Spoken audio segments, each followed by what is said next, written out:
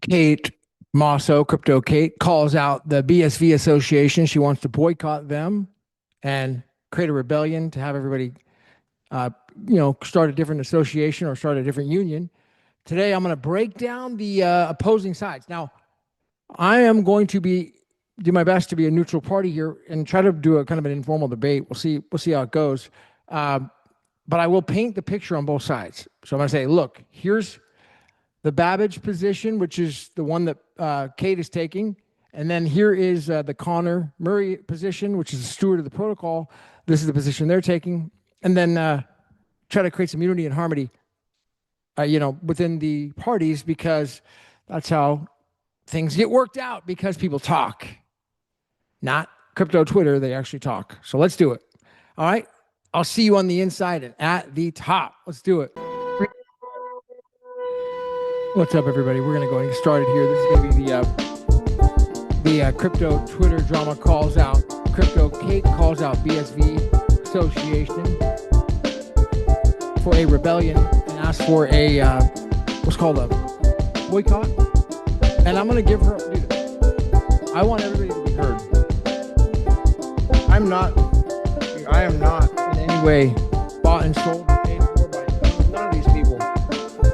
So I'm going to stand. I'm actually not going to do my best to not take sides because I'm too freaking talented, right? So it's not fair. You can't have me on a team. I freaking dominate, right? So it's like I'm a ringer.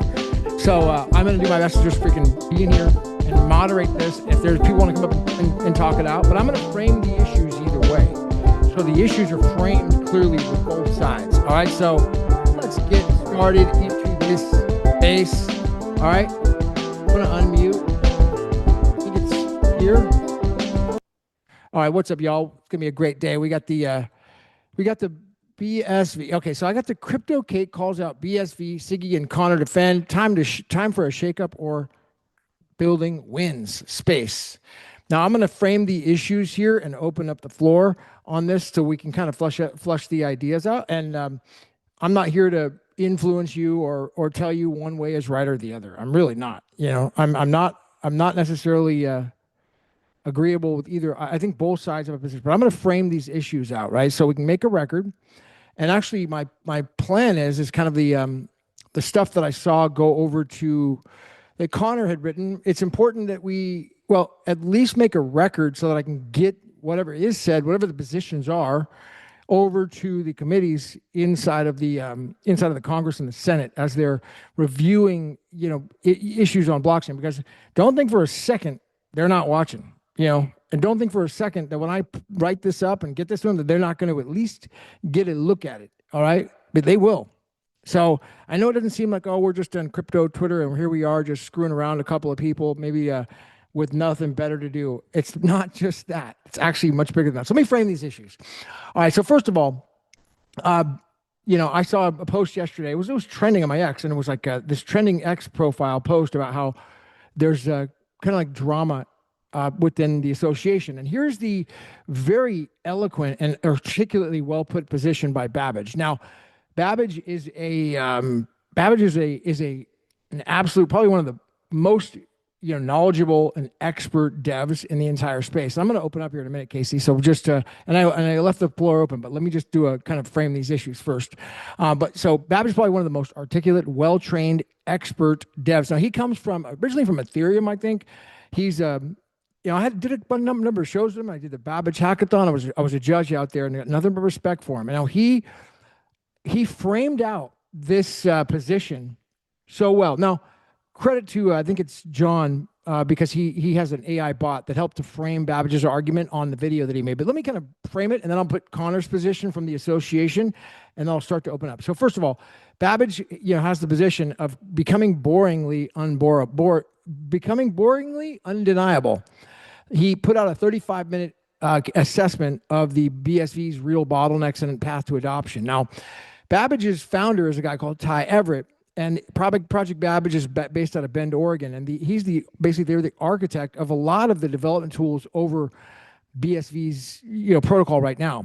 And so he recorded a video on the state of the ecosystem after attending the RSC in San Francisco and a crypto conference in Denver.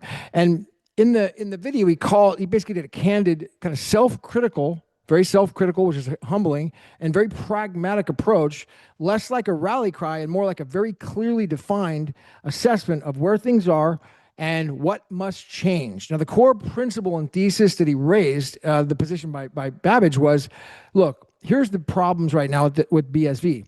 No longer are technical. They're not technical anymore. Before, it used to be limited by technical stuff. Not anymore. He would be the man and the expert in the room to be able to say that.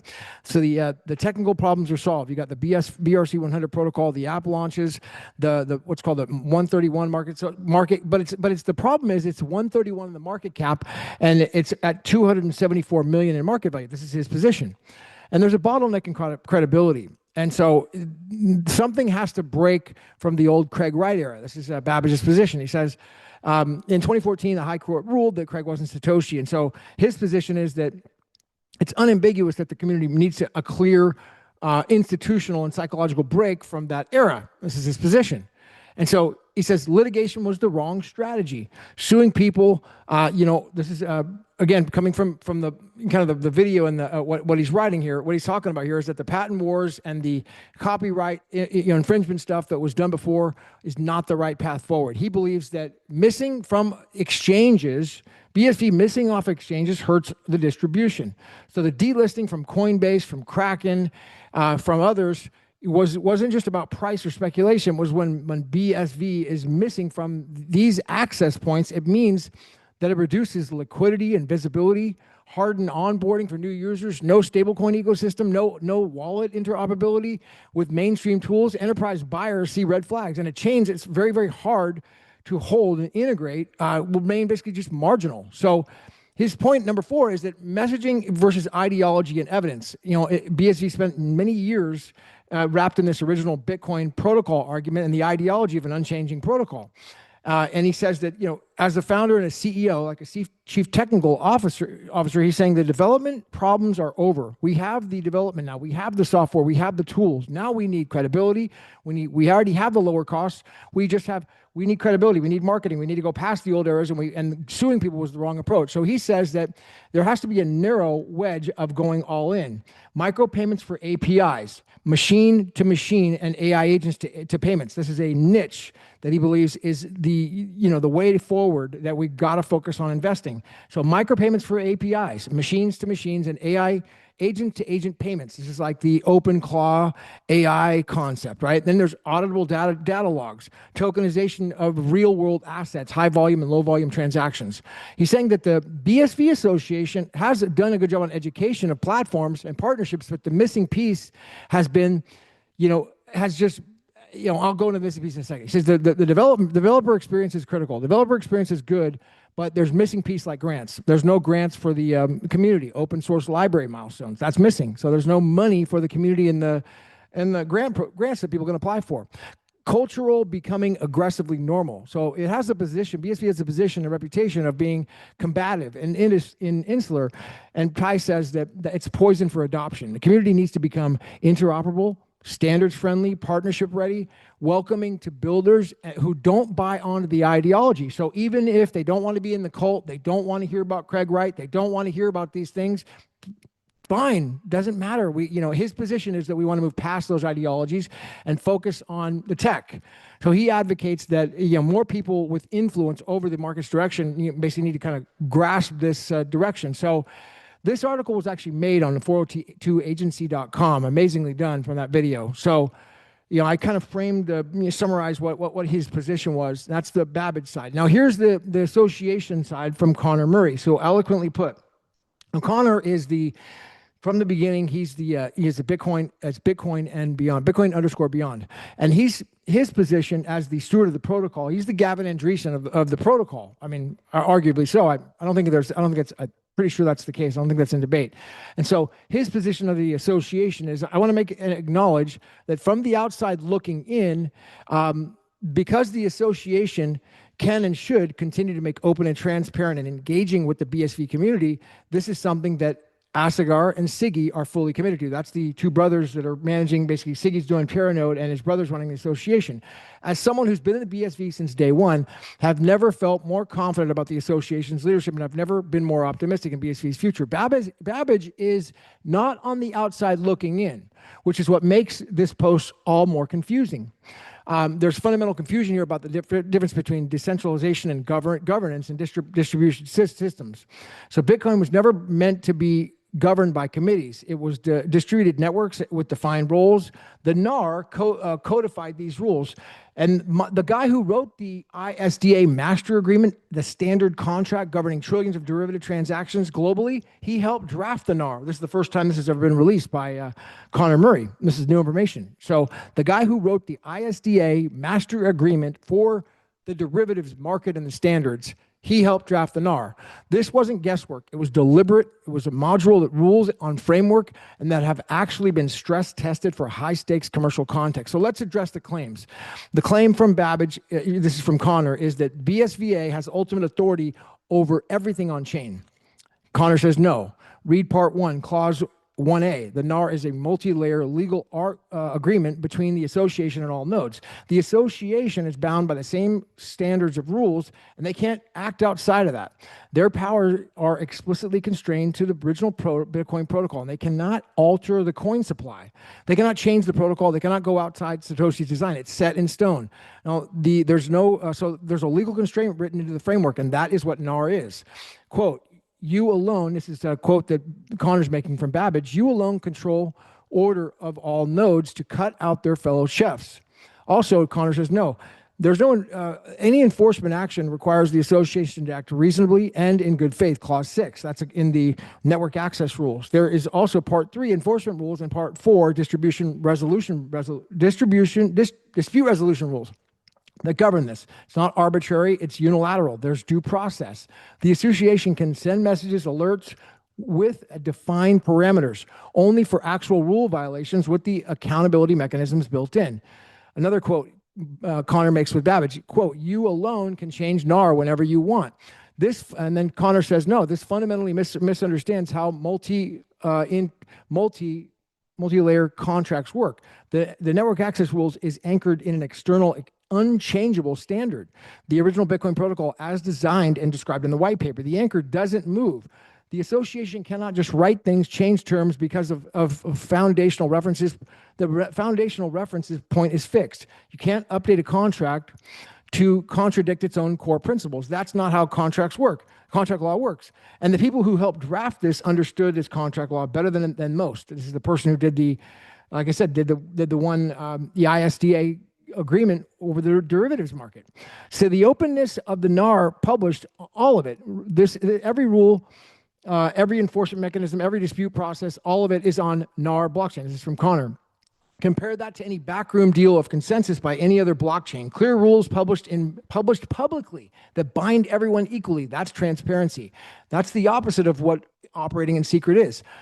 On a political weaponization, you've got it backwards. The NAR exists precisely to make weaponization impossible, where the rules are anchored to the external unchanging standard on the original Bitcoin protocol. There's nothing to weaponize. No one gets to rewrite the rules just because they don't like the outcome. The association doesn't have that power. NAR explicitly removes it. So what you're proposing, turning the association into an open charity with democratic governments, would actually increase the attack surface. Now, you've got factions voting blocks. Whoever organizes best wins. That's how a protocol gets captured. That's how politics gets introduced. Rules-based systems resist capture. Political systems invite it. I and many others supported BSV precisely to prevent this possibility from ever happening. And I will continue to ensure it doesn't happen. On weak institutions, quote by Connor of Babbage, you know there's new leadership. You know the team, you know they're qualified, you know they're capable, and they're working exactly the kind of structural improvements you've described. Funding, diversification, stakeholder engagement, all of it. You could have picked up the phone and talked to any of us about any of this. You could have had this conversation privately with people who would have welcomed it. Instead, you chose to make a public thread framing the association as, quote, the devil. At that exact moment when the ecosystem is trying to establish credibility with regulators and legislatures. That is a choice. And it's worth asking who that choice actually serves. We're at the defining moment where the real progress is happening. The Clarity Act is being debated. Serious conversations are happening in DC, and the administration is outwardly pro-blockchain. BSC is finally getting recognized for what it is, the original Bitcoin protocol, the scalable one, the regulation-friendly one. Public infighting over governance philosophy at this exact moment serves one purpose: it undermines all of that progress. If the concern is resourcing and funding, let's talk about it directly. But framing it as a competent legal framework, as the devil having authority, while the entire ecosystem is trying to establish credibility with regulators, is counterproductive. That isn't the time for that. So those are the two positions: Babbage and the BSVA. That's from Tai from Babbage, and you got Connor Murray. There's a lot of other threads on this, but those are the two summarized versions, with Babbage and their position framed very well articulately from that 402 agency article. Did the best job at kind of framing the entire argument about how Babbage believes the thing should go, and it really comes. I can't exactly say what it comes down to, because it is a little bit confusing, but it looks to me like it's extremely well thought out by Babbage. It's not just a guy throwing stones and mad or upset. I mean, I don't think that at all. I think Babbage has really done a good job at thinking this carefully and well calculated through. So it's not just so easy to say, oh, he's wrong and so and so is wrong, or this. That's why I wanted to kind of open this up and basically open the floor up. So now, Casey, please. Let's open up and see what we got. Who decided to join, and go from there. Oh, good. I got Scott too. Bring Scott up. I would love to hear from him. I invited him up, so I wanted to hear from him. I'd love to hear from Archie. I don't know if Archie, if he's doing the Bitcoin browser, and I see. It's funny. I invited all those people. Nobody's here. Why isn't Babbage here? Why isn't Kate here? Why isn't Connor? Or why? I mean, I can forgive the people in the I guess in the way time zone, but everybody else, they should be here right now. Why aren't they here? I mean, if they want to do it in a different time, that's fine too. But it's important to have the floor and to be able to open it up to give them the floor and talk it out, because it doesn't happen on crypto Twitter debate. It happens on a meeting. It happens on a public forum like this. So should be able to request up automatically. But yeah, approve. Let me go ahead and I thought I opened a space up to everybody, but maybe not. Go ahead. You're up on stage, my man. Who's the first one up, Casey? Who was that just joined? Someone I don't know who they are, and go ahead. But you're welcome to say hello. Yeah, stage. Go ahead, my man. Unmute. Questions, comments?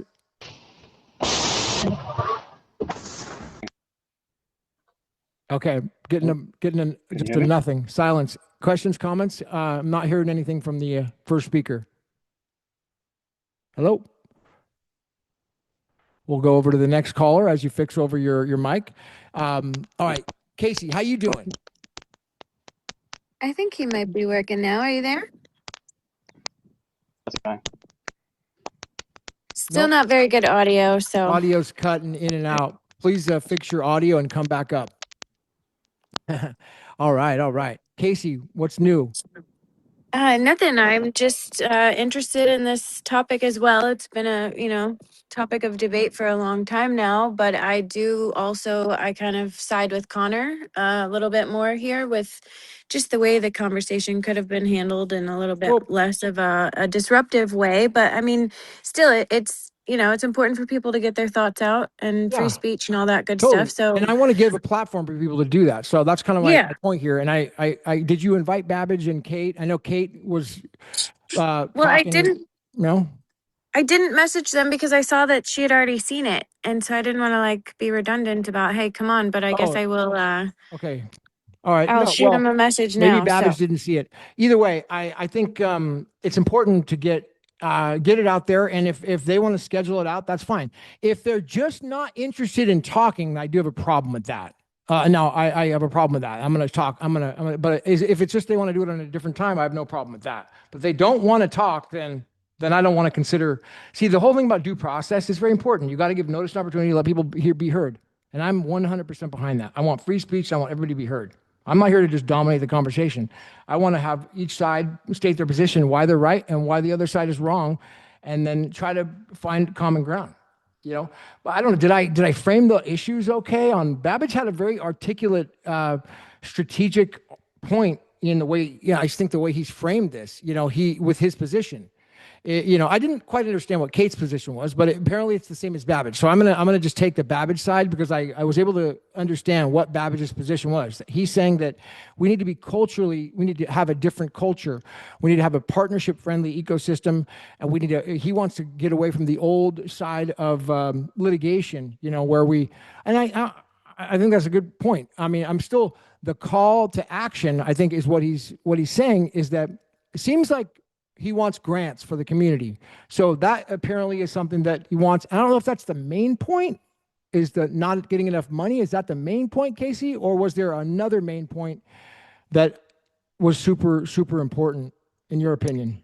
I definitely don't want to speak for anybody else on that Okay. note, Yeah, I so don't I'm know. not sure. I've just definitely, I have definitely heard Tai talk about, needing more funding to continue everything they're building, Well, which I think funding is is definitely a valid. different, And that's a totally different issue, right? So I think that's yeah, not fair to have that conversation with that thread. If you want to yeah, solicit funding, I agree. Maybe we can help. We I should. think that's what Connor indicated. That's what he was thinking, that Absolutely. this I might want to be help about with that money. too. So yeah. But if that's the point, then let's make that point. But this thread wasn't necessarily about funding, so I don't think that was Mhm. the point. He had a really articulate point. Very, very well said. Extremely good. Okay, do we have the? No, I didn't see the speaker. I thought somebody was trying to join. He's got audio problems, but feel free to join up. I saw a good thread from Scott, was BSV 369. Oh, and by the way, Scott, you're totally welcome to come out. I'd love to hear from you, man. And we had a guy on yesterday who was from Wales, and he is into 369.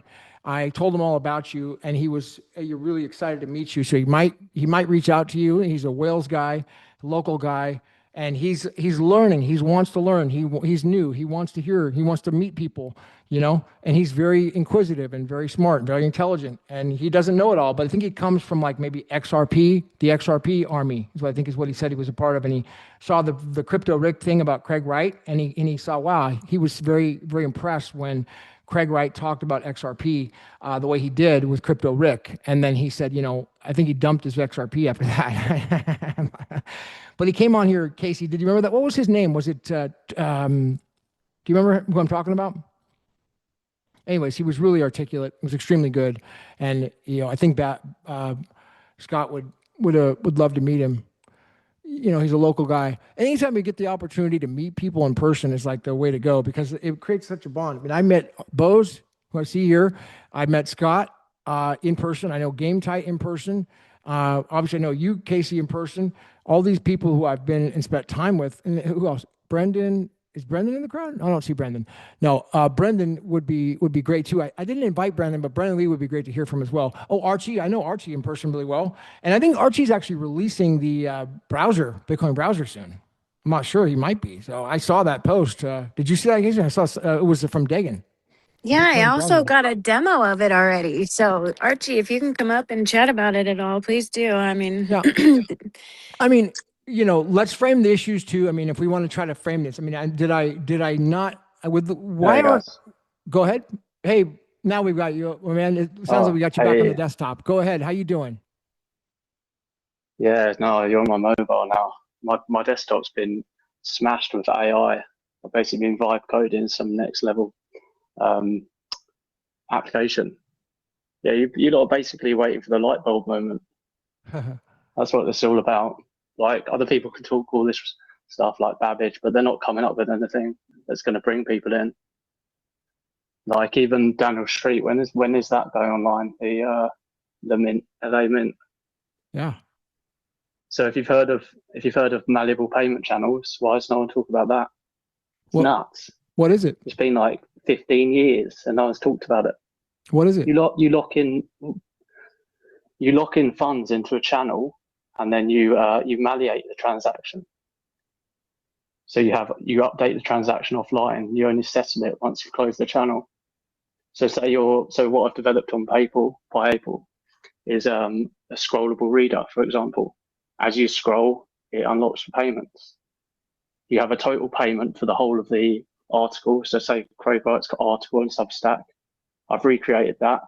You upload that into PayPal. As you scroll, it unlocks the payments as you go down. you have a live, I'm just working on a live thing. It's absolutely killing my AI. But you have a live stream, say you're doing a live stream, Gavin. You have thousands of people logging into your live stream, each one opening up a separate payment channel, locking in the funds into that payment channel. As they listen per second, each second it comes off of the top. It comes out of that payment channel. If the person stops listening after 1 second, all of that money gets refunded back to the person who put money into that payment channel. Only that 1 second of value goes to the publisher, you. So it incentivizes you to give a good quality full hour or whatever you've allotted the time for a live channel. Or you do a one-to-one. So you want to set up a yoga class with, I don't know, a student, one-to-one student online. You lock in £15 for that 50 minutes session.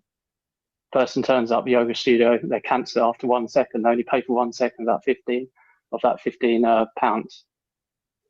Why has no one done this? So it's kind of like a PDF. You upload a book, PDF. What I've done on Tai Everett, have a look. You upload a PDF, a whole 200-page book. You read 1 page. You only pay for 1 page of the book. That's the light bulb. That is. That's what gets people. That's what gets people. Why isn't it? It's obvious, huh? It's malleable payment channels. There you go. Yeah. So yeah. I've never seen that before, man. To be honest. That's actually, I know it probably is old to you, but for me, that's kind of new. I don't know about that. Yeah.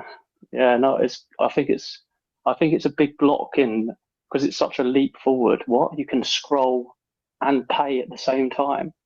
It's such a big leap forward for like the human brain. No one's done it. But yeah, I've built it now. It's taken for ages, and it's taken a lot of brain power and a lot of sacrifice. But yeah, check it out. Huh. I'm still working on the live viewer one at the moment. I see you posted. I've uploaded Homer's Odyssey. That was like a 200-page book. You can next page. If you only just read 3 pages, you pay for 3 pages. You can have a look at Craig Wright's latest Substack. I've uploaded Substack there. You pay for 10 sats per page, or 10 sats per 50 words that you unlock.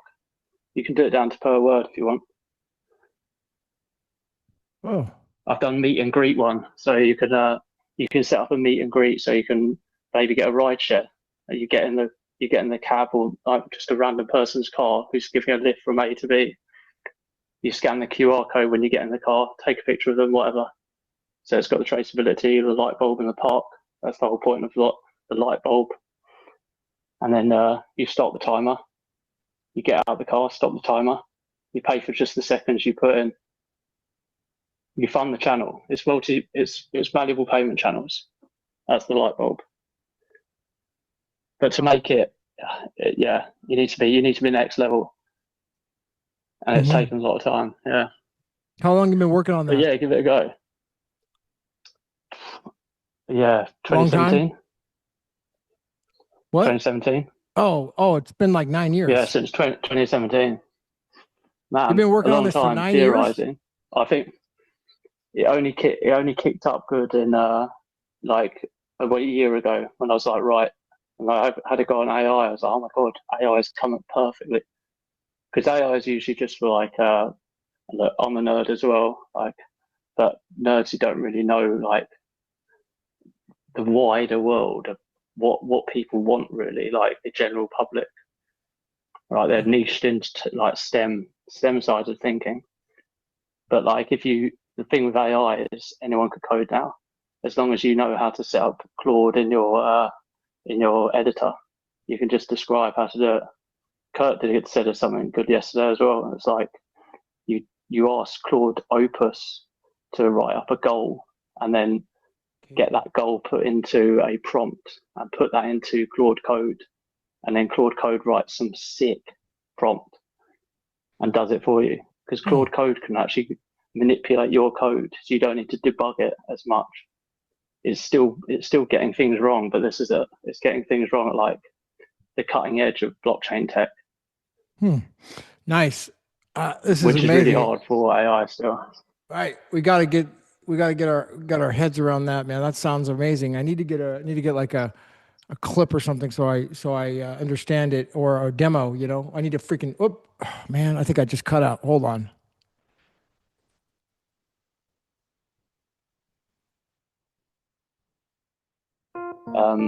The best way for people to pay onto a address. I'm back. Sorry. Go ahead. So let me jump in. I'm still trying to. Yeah, let me just jump in sure. here for a moment here. So I've got this theory about the basically kind of this space I wanted to frame around some of these issues, and I want to hear about the new tech, and that's super exciting and super important too. But first, I want to kind of flesh this out. I'm surprised that people aren't here who really wanted to be here. They wanted, Kate wants to be heard on this. It's all noise. It's all noise, Gavin. Though. Yeah, why aren't they here? I don't understand. It's all noise. Yeah, it's all noise because they've not created anything.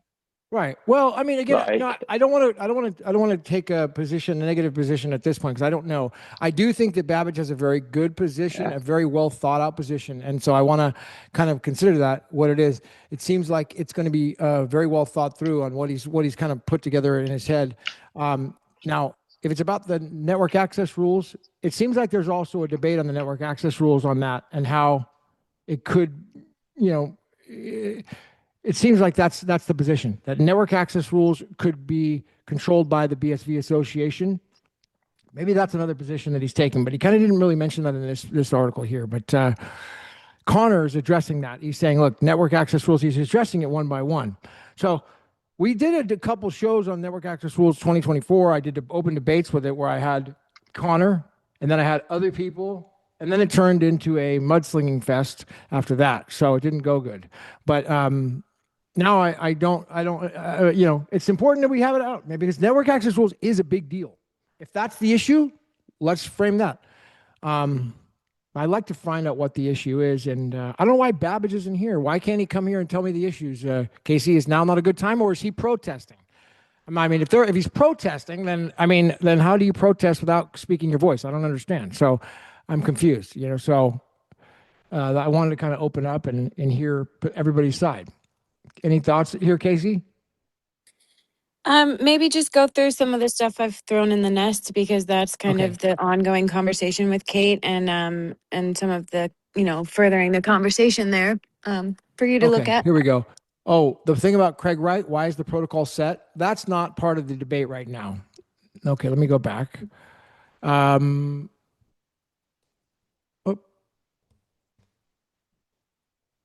I still connected? Yep. The one that said good for you. Why don't you read the nest, because I don't see it. Yeah. It's just a post Kate made that says, good for you. All 5 people that they're actually paying will attack you if you say anything they don't like. Do you think they care more about keeping their jobs or network adoption? And then it's a screenshot saying the BSVA blocked her and said they've been harassing me all day. And just, a little bit more information from Truth Machine about, the problems with the internet and sock puppets. And Kate said, I think they need to have more than 2 people making decisions at the top, be more transparent, welcome new investors and members to decentralize the board, and create more transactions and fund developers. I like that. I like that idea. Yeah, same. I mean, that we do need to have more support in this blockchain ecosystem. It's great to have compared to others. Some of these it's ideas a shame that are put out there. So what did she say? She said that we want to have more. What was that last point? To reiterate, she said, I said the BSVA should diversify its board and funders for adoption because investors are interested and it's a roadblock. I personally won't support them until they're more transparent and justify their spending decisions. This does not apply to ambassadors. They promote all around the world basically for free and have little to no input. It's the 7 people or so that they employ. 7 people. Okay. Who's that? Well, that was another post I put in the nest, that she actually, who is on the BSV Association board. I didn't know, so I looked it up and got some good news. And then I guess Grok If you can find that and you want to highlight any of no, those I'm going to listen to you people. because I don't see it, but you take the floor and tell us. Okay, so Grok replied with, yes, I can figure this out using publicly available sources. The BSV Association, also referred to as the BSBA or formerly Bitcoin Association, is a nonprofit Swiss organization registered in Zug, Switzerland. Swiss associations are required to register key governance details in the commercial register, which provides the most authoritative information on the legal board executive structure known as the Vorstand or executive board. Has a meet the team page listing operational staff and department heads like Connor Murray, stewardship and standards, Martin Coxell, who I've met, is a great guy, growth and strategic partnerships, and others like Alexander Mann, who's also wonderful, and Darren Kellenschweller, which is everybody knows as Degan. And then, but it does not publish the full board of directors or governance roster. There is also no dedicated board or governance page. Current board executive leadership per Swiss Commercial Register as of late 2025 is Calvin Ayre as the CEO and president of the executive board, member of the executive board. He has been a key figure since the association's founding in 2020. Vladimir Sip, a member of the executive board, listed as CXO title in some records. Askir Ogsarin, I don't know how to pronounce these names, I'm sorry. Also referred Siggy's to. brother. Yep, that's what I was going to say. Managing director, I'm thinking Siggy's brother. Authorized signatory with power to represent the association legally, but not necessarily a full board member, is Olga Fernandez, appointed 2024. Some records note prior signatories of Cyril Albrecht have changed roles or exited. Additional publicly identified board members is Richard Baker, founder and CEO of Tokenization, repeatedly described in 2025 press releases, articles, and event coverage, including. Wait, what did it say about Baker? He was the founder and CEO of Tokenization and repeatedly described in the 2025 press releases, articles, and event coverage, including WEF 2025, as a BSBA board member. Yeah, he's a board member. He participates He's in the high president. level. Yep, I've met him. So Bitcoin Association used to have monthly all hands meetings where people from the community and everybody. I'm not a part of the association, but I joined every month for a couple years straight. It was a great meeting. Let me comment really quick. So I think that the since Baker's the president and it's not listed, it should be. I think if there are objections, it should be phrased at one person, the president. Putting it at all these other people who are just doing a job and doing their best, like Siggy, who's just running development on Terranode, right? He has no say in any of that. He's just doing the best he can to put Terranode out. So along with Degan, along with Brennan Lee, along with the managing director, these people in the background who are meeting in secret, we don't know. Why isn't he listed as the president? I have questions about that. Why doesn't it say president? I wonder. I mean, that really would be a good starting point. Hi, Mr. Baker. You're the president. Why aren't you out in the public? I have questions for you.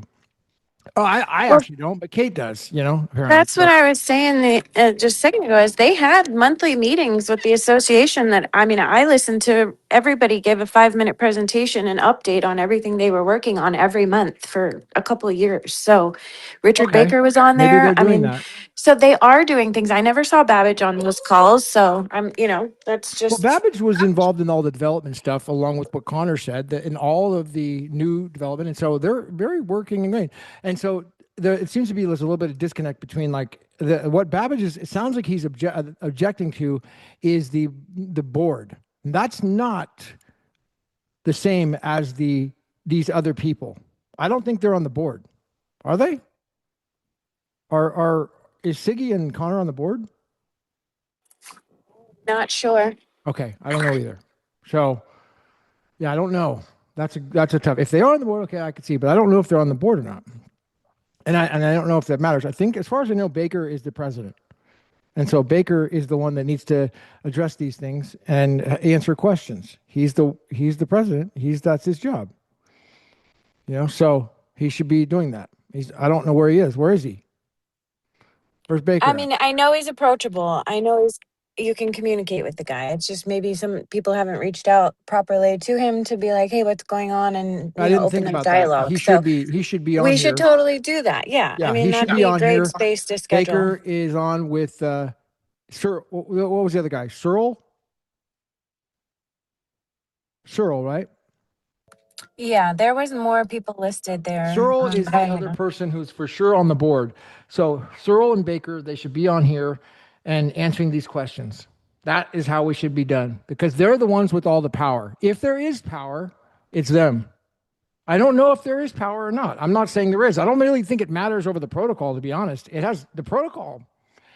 I mean, I think the plea, I don't know. It seems like the plea is, hey, we want more money into the community. And I think that's a great idea. If they are sitting on millions and millions of dollars, there should be grant applications for people. If that's the issue, that should happen. I think it's a great idea.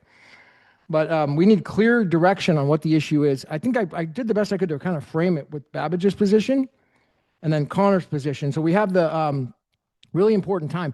And by the way, Connor and Alexander Mann are doing big, huge things. And I kind of got to stand with Connor on this one that, like, you know, now's not really the super best time to be throwing FUD over there, especially if you're a key figure on Babbage's side, only because the regulators right now are reviewing the what's called the Clarity Act, and they are considering it. And Connor and Alexander Mann know that from personal experience, being there firsthand.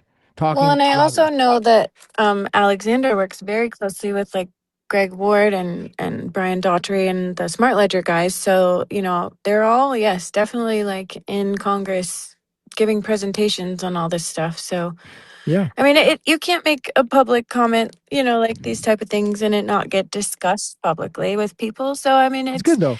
Nobody's trying to, I think that we stir up shit. But if I have it sounds to me, well, the network access rules is definitely debatable, and I think it's a good subject and understanding because that's a confusing issue on how the law works. But I think Connor framed the issue pretty darn well on how it, because he's the steward of the protocol, where he's got like this position where, look, network access rules, and Babbage's position was saying that on openness, the network access rules, all of it is, every single rule is open and enforcement mechanism, every dispute process, it's all right here.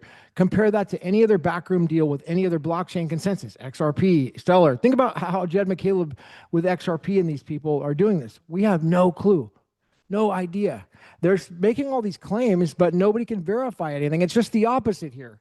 You know, there's full transparency with the network access rules and complete, you know, openness. So I think the other claim is they want more openness, right? More openness. And so what specifically is not open enough, Casey, in Babbage's position? I think they want more transparency. And always good to do that. What else is not being transparent? Maybe Baker, he's not having a meeting. We don't know what's going on in the board. Is that a good position? yeah, the all hands meetings were great. I really think at least those could start back up. Funny, I open this up and I invite those people and they don't show up. Okay, so it shows you, like, you know, they're probably not going to be involved anyway. So I mean, I kind of like. Well, it's also Sunday, and we didn't give them a lot of notice. And then they don't participate. You know, so it's like, what's the point? You know, at the same time, I like to give what's called due process, but you know, you got to be able to have the opportunity to be heard. And if you're not going to be heard, then you're in default and you go moot. So I will give another chance and let them come and speak and let CryptoKate give her position on what it is. I'd love to actually schedule something, you know, with a better panel and get some people up here because they are, Baker, you know, people do want to hear. Cyril. I want to hear Baker and Cyril. I want to hear their position. You know, he's doing really big things with Tokenization. That's the ISBP panel. That's the stuff that is, what is it called? Connor mentioned it in his post here. He's talking about how the ISDA master agreement, that's the standard contract governing trillions in derivatives globally, helped draft the NAR. So the guy, this is probably from Baker, because Baker is the one who's from the derivative industry. And so he has a lot of experience in that derivatives world. So he's probably the guy that brought this ISDA master agreement writer to help write the NAR in. You know, the first time that's ever been talked about publicly. That's news for sure. The cool thing about what was done is that it exposed some new information, never been talked about. And so I hope that the people in Congress see, hey, look, this is serious, people. We got ISDA master agreement, the people who write the derivatives market drafting this network access rules and giving transparency to this whole thing. You could verify all this stuff. So yeah, I'd like to, what else do you have in the nest there, Casey? Did I open the floor up? I mean, I think I did. If anybody, I thought I did open forum for the board, but if anybody wants to come up, go ahead and join. Papa, you're still up on the stage. You want to try to keep me on point here for a moment before you start talking about your tech? Okay, I'll give you the floor, but try to stay focused on our topic here. Okay, go ahead, Papa. Okay, we'll come back to you. He's a new developer and really excited about his new project that he's done, which just sounds amazing, and I want to hear all about it. It sounds badass. We gotta all get behind those types of things that as they come out, and we need like a show. We need like a space for that to do that. Right, Casey? I know you have you always send me ones every day that somebody's building that's freaking amazing, cutting edge stuff. One you did yesterday. Yes, Ryan. I don't know what his handle is, but he's been cooking for sure. And the Bible thing that he's built to put like ancient old Bibles on the blockchain and all kinds of cool things that I want to feature him one day on our space and just kind of dive into everything he's been building. For sure.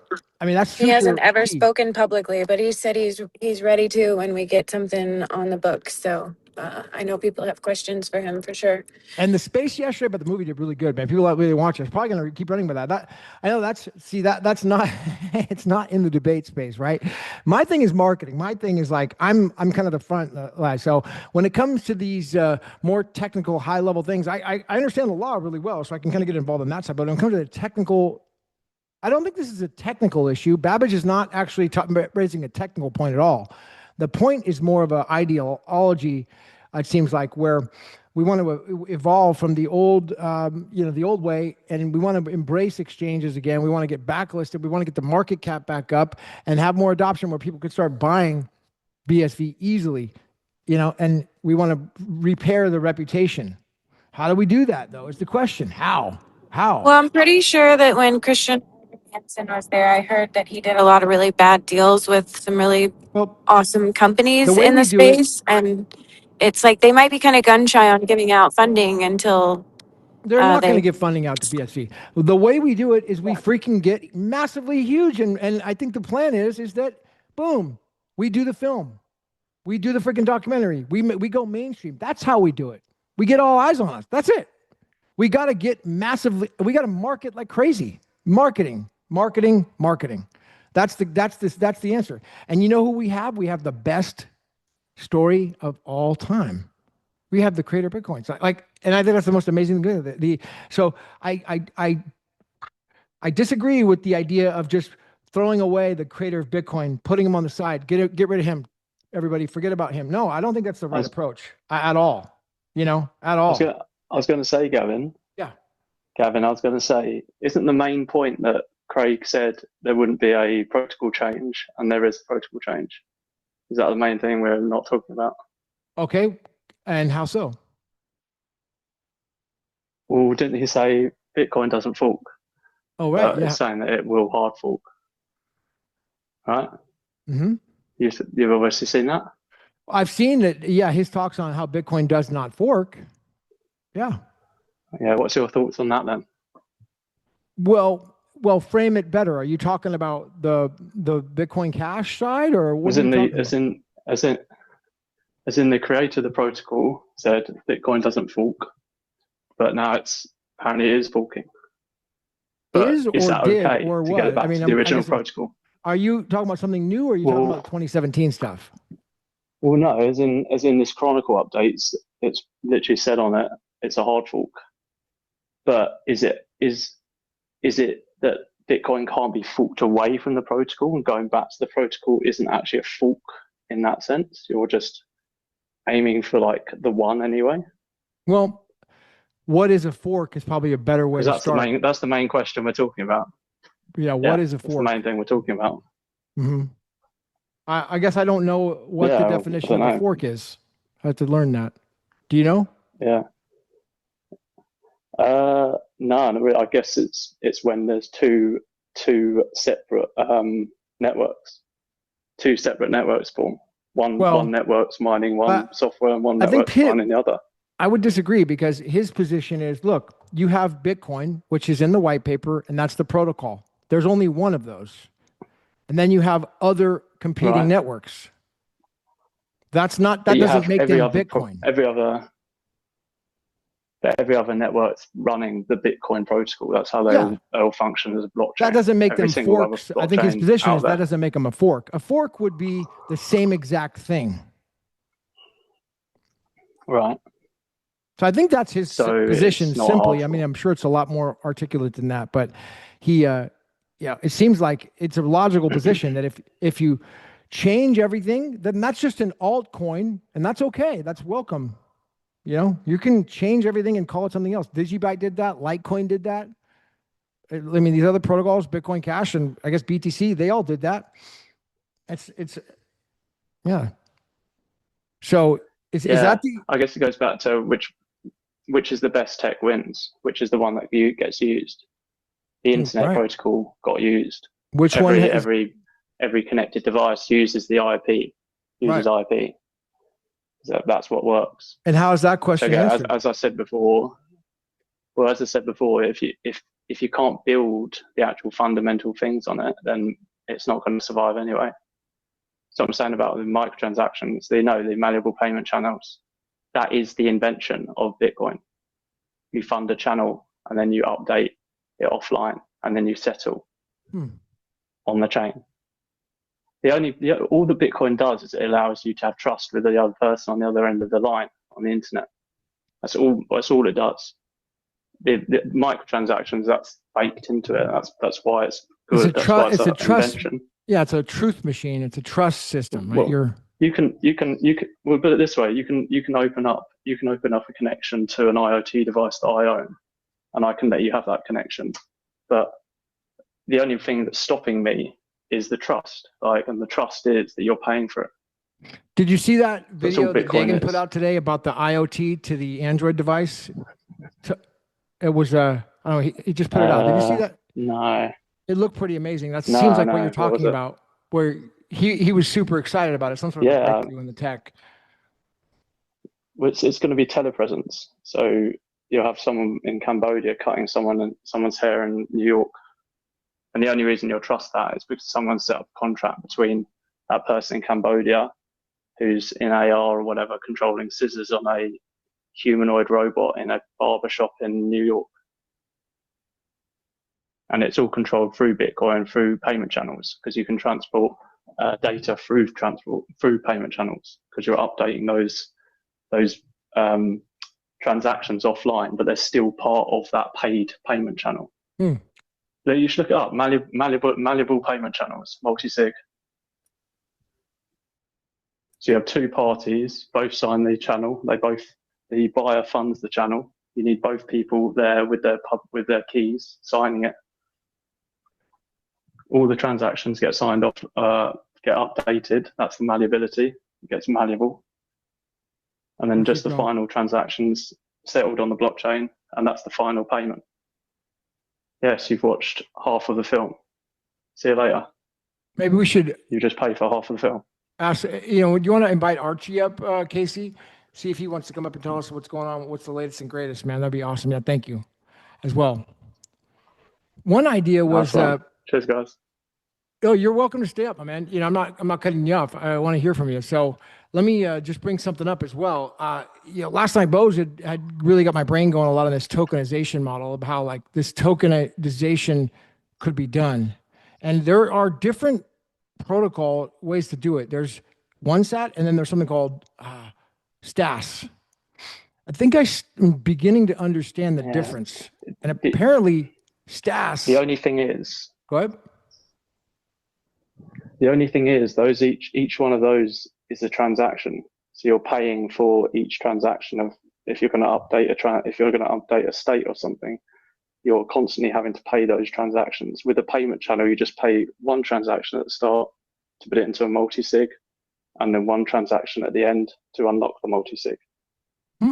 That's what Craig's been saying it all along, for years. A payment channel as opposed to it's a malleable payment channel. Yeah, dude, I don't understand. You malleate the transaction. But Archie's up. Maybe he can talk some sense into me. Archie, how you doing, bro? Good to see you. Pretty good. How are you? Doing good, my man. I saw I the. think he's just. I think it's just saying you just put the money up front in a smart contract, so it's in the No, it's intro not. It's of not the a white smart paper. It contract, says, Archie. well, you don't put money in escrow. No, you put it in a multi-sig. You put it in a multi-sig transaction. So you lock it into a multi-sig transaction. It's not a smart contract. Okay, I'd have It's to really look at it. simple. But What is Yeah. the multi-sig Have transaction? a look at Pi. Have a look at PyApple. I've built it the whole thing already. You can pay per page 10 sats. Have you ever heard of You a can have a multi-sig video one-to-one transaction with before, someone. Archie? yeah, Malleable. I mean, I'd have to look at it malleable probably to see what he's saying. The way I understand multi-sig is you're going to have Sounds two cool. different parties signing off, think, kind of like an escrow, I like like- a trust. Yeah, it's magic. It's the light bulb of Bitcoin. And is that how they did the Tulip Trust? I think that was Multi-sig? like Shamir like some kind of I don't know. I don't know how that whole Shamir secret sharing thing's coded in, but I wouldn't be surprised. Like multi-sig is you need multiple signatures to lock in funds. And you're saying your point is that that's But I'm better not sure. than I actually don't know, but your point is that's it's the better than ultimate. doing It's it the one. on a transaction by transaction basis, like Stash protocol, for example. Yeah, 100%, completely. Yeah, completely. It's still just like. And let me ask Archie. Archie, what do you think? Yeah, I'm gonna go look at it. Okay. There's so many projects out there to look at. So Well, my point was this. I mean, like exploring this idea of. Do you have your own wallet? Okay, go ahead. Yeah. I guess that's my first question. Is when I go to the site, I haven't gone there yet, but How does the to wallet sign, work? I obviously need a private key. So do you have your own No, wallet? it's really Do you connect go to. on. Yeah, sorry. I think we're lag. Go ahead. He was asking you if there's a wallet. Archie? Oh, if there's a wallet. Yeah. No, you use your wallet. Tell us So about the you wallet. fund so you don't want the server seeing someone else is server seeing your private keys. That's the whole point. Like, so you have your wallet, you see the address that you're paying into, which is the multi-sig address. It goes into the multi-sig address, it gets locked in, you fund the channels. So it's like for example, you could do, I don't know, an English lesson or something. You lock in 15 quid, and then as the timer runs on, if you cut short whatever the meeting is, you just pay for the seconds that you listen to. So you can listen to 1 second, and you just pay for 1 second of an hour long meeting. Or if you're reading a book, you can. What I've done, I've done it in PyApple, so you can upload a PDF book you have which has 200 pages. The whole thing costs £10 or whatever, 100 sats, and you can have 1 page equals 1 sat. You read 20 pages, you just pay 20 sats, and then the 80 sats get refunded back to the buyer. I do love that It's all per coded in. use It's like, model. That is fabulous because so many people, if you buy something and you don't like it, then you just wasted your money. It's what it does is it encourages quality. So if you're selling a book and you're charging £10 for the book, and someone's only reading a page, well, you're not going to get £10, are you? You're going to get paid pound out of it. Well, 1 page worth of £10. But if you make a good book, loads of people read it and they read the whole thing. Same with Netflix. Same with any kind of media, any kind of content media you're selling online. It's a complete game changer. Like that is the invention. Yeah, and then what we also do, what I've built in there, let Archie what I've built in chime there in. also is a review. Hold on. Sorry, Archie. Wait, Archie, you're up. Yeah, just still on the wallet question too. So you just said, you say you use your wallet. Like, who else's wallet would I use? How do I get, what wallet do you connect to, or do you use your site have its own wallet? You've got an address that you send money to. You send money to the site's address. You send £15 to the site's address. That goes into the escrow. You choose whatever wallet you want to. It's none of my business. Yes, your site creates its own wallet. No, it creates the multi-sig and unlocks the multi-sig. So what? The lag is try it. It's probably, there's a lag on your feed, Pat. What is your name? Really? Paable. Yeah, you got a lag on your mic, and so it's causing disruption. I need you to mute. Oh, really? Yeah, sorry. Yeah, I need you to mute. So what's happening is that you're speaking, and then everybody else is talking, and it's creating disruption. So I need you just to stay mute for now. Stay mute. I'm going to come back to you once we're ready for you again. So Archie, go ahead, my man. Let's frame kind of the issue. It sounds like the issue is that you're not sure how to fund the thing, and that's something that I think is probably going to maybe need work. It's just an idea right now, I think, is what it is. So it's not like a new project, but go ahead, Archie. Yeah, I don't know. I need to go look at it, but yeah, if you're going to send a transaction or send Bitcoin, you have to sign it. And your private key, your wallet's going to create that transaction to send it to wherever. And then one of my things is, just back to the BRC 100 again, is like wherever your site is, I'm building a wallet, and I'm building it natively in a web browser for several reasons. I need to come up with my good marketing pitches to explain why, just to give the user a good experience. And also there's security reasons. I think there's a lot of things you can do when you do it natively, but I want to just go to any site that works with Bitcoin and use that wallet. I don't want to go to, bsvtube.com and sign up for a new wallet. I don't want to go to Web3 app ABC and get a whole nother wallet. I don't want to go to the next Do Cool app and sign up for a wallet. We need one protocol with the wallet I have. Right. That's BRC 100. I guess that's one of the first questions I have. When I do go to your site and the whole onboarding experience, can I just connect my BRC 100 wallet and start using it? Utilizing it. Will it work with Handcash, or do I have to sign up for another wallet? Yeah, so that should be answered. Did you want to answer that, Pappel? Go ahead and unmute. Unmute. Yeah, sorry. It's really simple. Basically, you've got an address that comes up. So you go into the Paable and say it's an article, Substack article, which I've replicated as a Paable. You go to there, it gives you the QR code and also gives you the address to send it to. It says send 10,050 sats to this address. You send from your wallet to that address 10,050 sats. Hit send.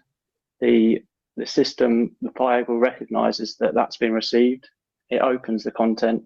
You read as much of the content as you like. If you read 50% of it, you only pay 50% of that 10,000. All right. So 5,000 goes to. Question.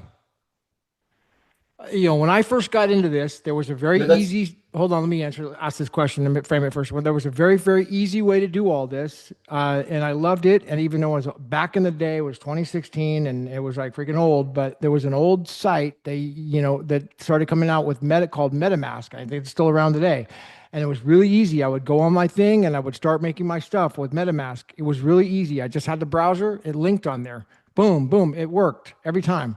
And then Ethereum's fees went way too high and it didn't work anymore. But before that, MetaMask was great. Why can't we just do something like that? What you're talking about is sending money from a wallet on my. That ain't good. That's stupid, bro. I'm not going to do that. I need a simple, click the app. Boom, it's on. That's it. I'm not going to send money to a site. It has to be, instant. So it needs to be MetaMask. Okay, and it has to be BRC 100. Yeah. So what I built on there is So, Archie? Yeah, I get what you're saying with the QR code. Is just tied to the session that the users created, so then they're the one who gets access. I don't think that's a terrible way. I think it's a lot better than other things, but I do think if you just connected with the BRC 100 protocol, it would be a better user experience and more Archie, seamless. The with problem with BRC 100, MetaMask, and I've had nothing but problems with MetaNet, so I'm not going to talk about it. And it maybe just it could be because I'm a Gen X person and I'm not super tech. I'm pretty tech because I was able to do all the Ethereum stuff back in the day. But is there a hope to that the BRC 100 protocol will be like a you know what you call what was the darn thing the Ethereum MetaMask? Will it be like a MetaMask where you could easily utilize it? yeah, I think so. That's my goal with what I'm building, is to give the user a good experience and a secure experience. What I was going to say about MetaMask is it's an extension, the browser extension and plugin. It creates some security issues, and you also can't control the environment yourself. So that's why I decided to put when you see mine, I'm gonna plan on putting it out this week, and then hopefully I can get you to test it and look at it, give me feedback. But it'll look just like MetaMask. There'll just be a button in the browser. It's gonna be a new browser, so you won't be familiar with it, but it should feel comfortable like a normal browser. Did you just navigate to a site? Archie, did you see what Dagan put out today or yesterday about the new browser? And is that something that has to do with what you're doing, or is that something different? No, that's totally separate. Okay. Well, it's the same concept and same idea. I'd say at first it doesn't conflict at all because his only works on mobile and mine only works on desktop or laptop. So they're actually not conflicting at all right now. I need to look at his and see how he did it, and do some comparisons. So you think that the MetaNet has the MetaNet? I'm sorry. Has the MetaMask idea been done yet on Bitcoin? Has anybody done that yet?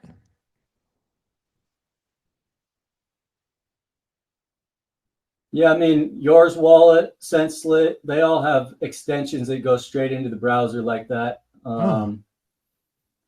I think remember Jeff. So doing it with the wallet, the extension to give the user that better experience that way is not different than, hand cash where you have to go to the site, log in, right? And I guess it creates the cookie in the browser that way. Is an okay experience, but I think the way Brave has had their wallet natively built into their browser since I don't know, at least 2018 before that, and that's my opinion, the way to give the user the best experience and the best security. I've been using Brave since the beginning, and I still can't seem to get away from it. I don't know why. Yeah. You like Brave? We're going to change that soon. Right, we got to, man. Yeah, I do, just because their ad blockers are so good, and just the ad blockers just come. You don't have to do an extension for those, and those ad blockers are open source. And I have put those in my browser as well. So you get the. Oh, Papel. It's just me. They got a whole team and everybody. You got your hand up. Go ahead, Papel. Pineapple. No, I was just saying, yeah, that'd be good. Archie, if your app, because if you go on the site, I've kind of built this. It's like a green button, but it's not what you're saying. It's like in the app, you put in your WIF. And then it recognizes your wallet, and then you can basically scan the QR code. But you need another phone with that loaded up, and you can scan the QR code and put in 10,000 sats. If you could build something within the browser that recognizes what that QR code wants, and it's not part of it's not touching my server, then that's what everyone will want. That's the killer. Because people know that their money is in their purse, which they're holding basically. You got to think of it like a shop. When you go into a shop, you're holding your wallet. and you're in control of your wallet. You don't want the shop in control of your wallet. So if it can be like that sort of like I don't know, a plugin or something that can recognize what those number of sats are needed for that QR, then that'd be good. And that is something. And that is something you could probably do when you control the browser. But honestly, I don't think your way is too terrible of a user experience, because they make that QR code pop up. All they have to do is click a button, copy, click another button, they'll open the wallet. Well, they'd have to enter the amount too. Yeah. So then they could just, if it just paste the address and paste the amount and push send, it would probably be about 4 clicks, and it'd probably if your thing could recognize what those sats are, what number of sats are, then no one needs to think about the sats. Well, you just need it to see on the screen and be like, oh, okay, it costs 2p to watch this video. Because I've added a media upload as well, so you can upload videos, MP3, MP4s, and play that by the second. So yeah, if you can get that front end, sick. Cool. Apple, mute out for a moment, please. Let me jump in. Please. Okay, great. Awesome. So I don't want to make this all dev talk and all that. I want to change the subject here. So forgive me. And I think it's great. We got to get to the MetaMask. We got to make it simple. If anybody wants to run with that, I'm on board. I'll support it all day long. But until we have that, we don't have simple onboarding and adoption. Okay. MetaMask is killing it right now. They got freaking a debit card. You know, you could just put your money right on the debit card right now into stablecoin from MetaMask. Somebody over there is getting mega rich, you know. So either way, we've got to figure a way to do that. So the bottom line is that some of the stuff I wanted to do the space on was the kind of the contention between the BSV association and then Babbage. And so, but nobody from that side seems to be showing up. And so maybe we can table that, Casey, if you want to bring up Baker and maybe Searle, we want to come in and try something else with them in the future. You know, there's a place for them to do that. So, Bose, how you doing, bro? I got Bose up, my man. All right. Hey, good to see you. Yeah, I'm okay. Thanks, Gavin. I was just trying to think about, so what PFL said is really interesting. But the thing is that even when you do have these light bulb moments, it might not be as groundbreaking as you think it is. So the malleable payment channels and streaming sats, I mean, scroll pay and that kind of thing is like brilliant. It's a brilliant idea. But I think that the light bulb moment that I had, or kind of decided to have, if you like, was that people actually don't want to pay for content. What they want to pay for is tokens. What crypto likes gambling on is tokens.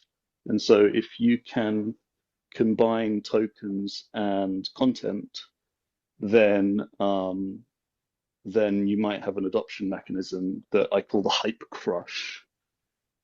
And so that led me to developing the Path protocol. And the Path protocol is basically URL paths. So if you imagine gavinmehl.com/myamazingblog, that path place is some content that you might want to sell. And so you advertise that on the public network just by putting a $sign in front of it. So it's gavinmehl.com/$myamazingblog.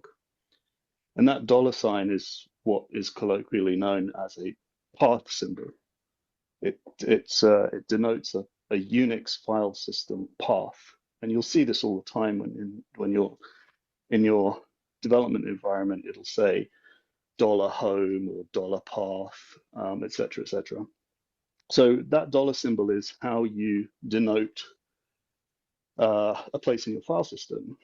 And so if you want to explicitly say that it's a paid for piece of content, what I propose with BRC 117 now is that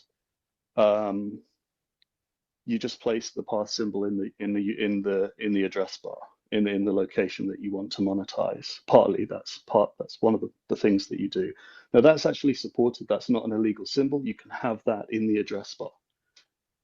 What PFL is sort of saying is like, okay, so you paywall your content, and you open this multi-sig payment channel, and you essentially gate access to it. And that's what I'm saying with Path Protocol, except you would do that as a payment method for content.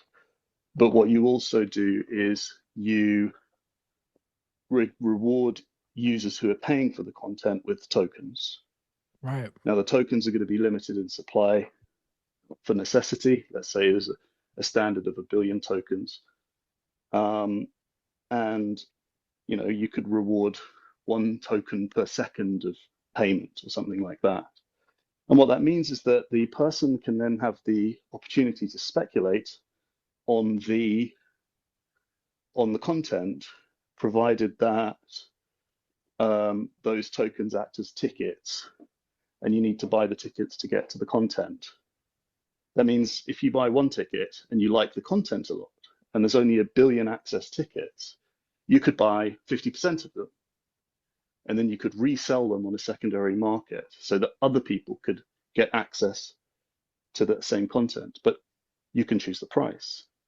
If you corner the market, you can choose any price you like. And so what that means is that I asked this you got me thinking yesterday on this, and I asked this to Gemini, and I started kind of having a conversation. And I thought this is kind of in a very simple terms, and help me, correct me if I'm going off, but here's the kind of the theory. It's basically like Bitcoin SV is the envelope, and when somebody buys into your, let's say it's a book, okay, you want to sell the book, and the book it's in a raw, they're buying BSV. Okay, hold on, let me think of this. Say basically they use BSV to pay for it, and then you send them, let's say I send them a tiny amount of a token, apparently, with the book or as the book. That's what I'm not sure about, but apparently it's a UTXO. The UTXO is an unspent transaction output, and that's the wallet. Basically think of it like as your bank, not as a bank account, but it's like a physical wallet. And then each bill is a UTXO. So basically when you tokenize your book, you're creating 1 million specific digital bills. And then then there could be royalties involved. Okay, everybody who buys the book, let's say they pay $20, and then every amount of, let's say, a stable coin that goes into a wallet, it goes back to royalties to everybody who's holding that.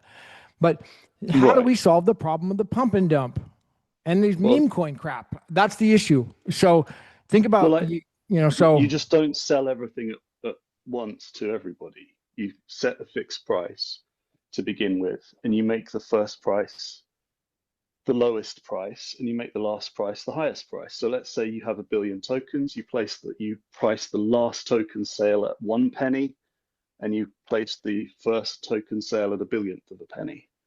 And so it's fixed.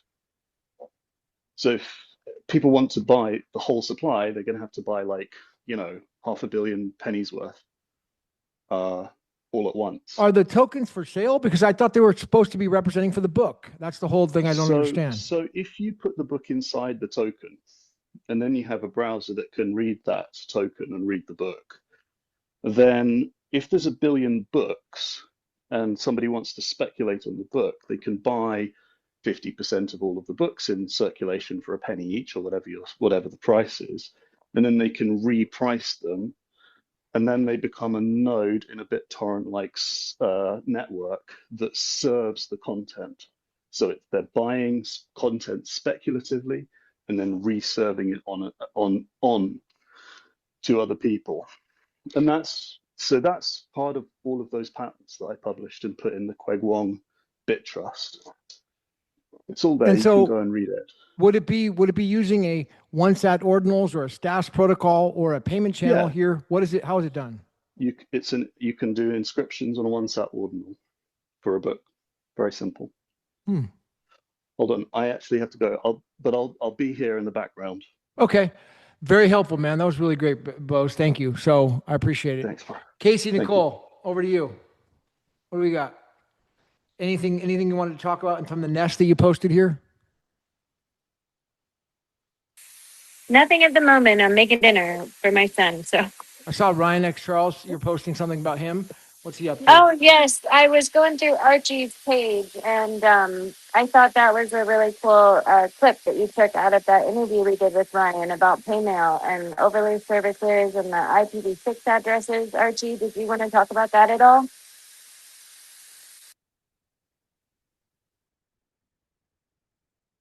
Looks like we've got it here. Are you talking about from our conversation? Oh, I saw your post here. It's a 20-second video with Ryan X Charles and the Casey's on here. It's about PayMail, Archie. Yeah, it was on your thread here. It was back in 2026 in January that you posted it, but it was just a clip from the interview that the women of BSV did with Ryan, and it was. Go ahead. I don't remember exactly what it was, but I'll just jump into my opinion on it. Why I think I'd probably posted it. And then the next thing I want to do after the MVP, so the minimum viable product for the browser comes out, I want to get feedback, fix bugs, and then start doing other features. And then I think one of the features I want to do is a PayMail system. Is probably might be what I work on first, and I want to design it like the peer pay system, using the message box and the BRC 100, where it'd be your public identity key will derive it. But unlike having to have a certificate, like an x.com certificate, I just want to run an overlay just like the peer pay system does, and have just a standard set of protocols for a token on chain that has your name. So you'll just be like Casey or Gavin or be the broadcast. And the topic manager will just be like, hey, PayMail, it's on chain. It's first come, first serve for the name. And then you can just send to that, because one of the user experience, people don't want addresses. They don't want identity pub keys, because they're just these long strings of numbers that they don't know. They want to be able to type in KC, have it start resolving in there, see your avatar picture show up, know that's you, click it, and push send, and have it show up to you. Yeah. But then we don't want it to go away. So one of the things with people talk about money button going away, and they were one of the first ones to do the PayMails to get rid of that. And I remember like a Twitch conversation I had with one guy, because I had just a normal one, and then I had a vanity one that was Archie that I paid like $150 for. And, money button went away and my PayMail went away. And it's another thing with the vendor neutral. If we put it on an overlay system where the tokens are on chain, as long as the overlays run them, like any wallet can do it, as long as they follow just the standard protocol. And if your wallet goes away, well, your token's still there. As long as you have your private key, any other BRC 100, or you decide you don't like your wallet, you go to another BRC 100 wallet, or some new wallet comes out. Yeah. All they have to do is follow the standard protocol. But now you can get rid of these long strings of numbers. And then it's another thing, I think, maybe get Bo's opinion. Like, people like these things. Hey, I want my name. I want a vanity name and a token there that I can send. And then it's also won't have to be tied to, like, I think the peer pay is pretty good right now when you do get a certificate, but I don't want my payment. You can do all kinds of cool stuff with it when you can prove and authenticate that, hey, this is your x.com account, but I don't want that for payments. I just want my payment token for payments. That's it. So I think that might be something I'll work on. Mm-hmm.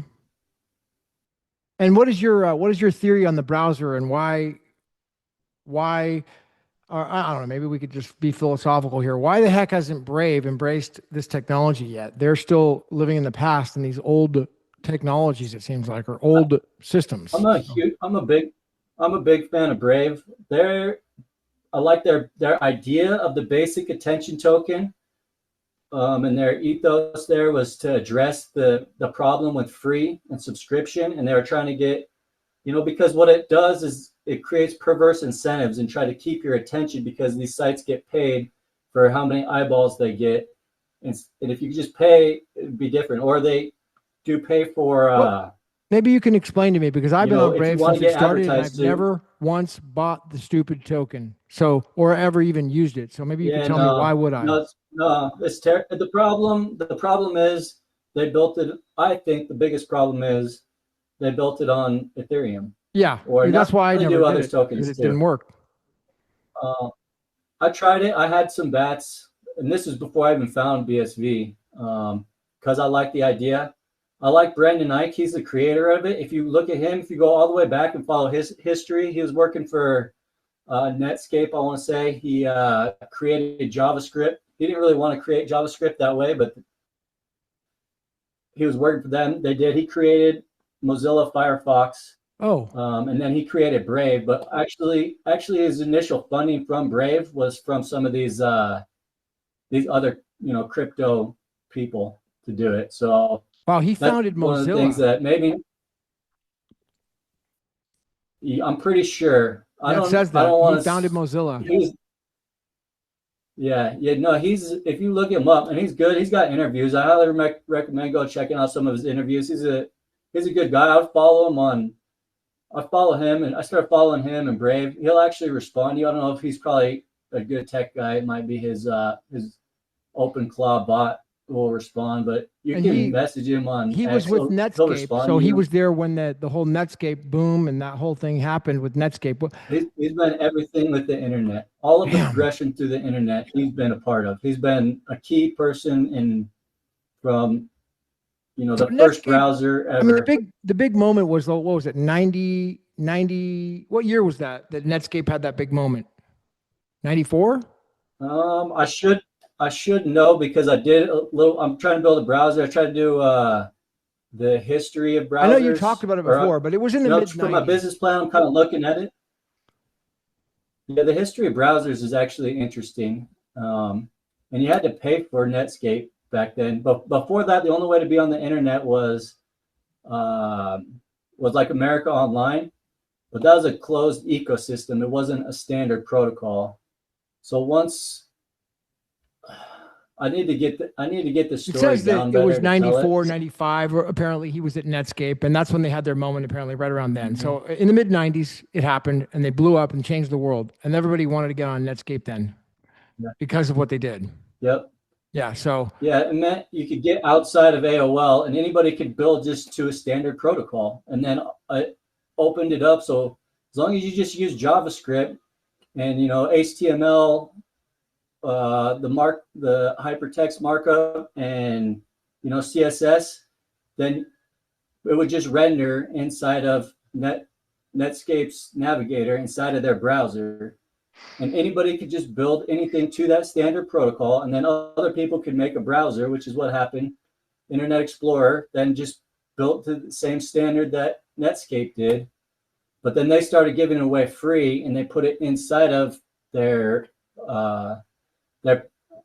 because it's built by Microsoft. So Microsoft built Explorer, and they put it native inside of their operating system when people got computers. So that gave it away free, and then no one was going to use Netscape anymore. But they got sued in an antitrust suit, and they're forced to divest. And then that was pretty much when Chrome's kind of came up. Mozilla was in there in between too. They did good stuff, but now Chrome is owned by Google, and they're in a lawsuit now as well. Antitrust. And people are thinking, antitrust suit now. I don't follow it, but people are thinking they might be forced to divest Chrome as well. Well, it kind of makes sense. It seems like they do have kind of a dominant market share because, I mean, Brave's on Chrome and all these people are using Chrome. I mean, you're kind of like locked into it, in a way. Well, the Chromium is open source, and it's open source software, and it's what I'm using to build my browser as well.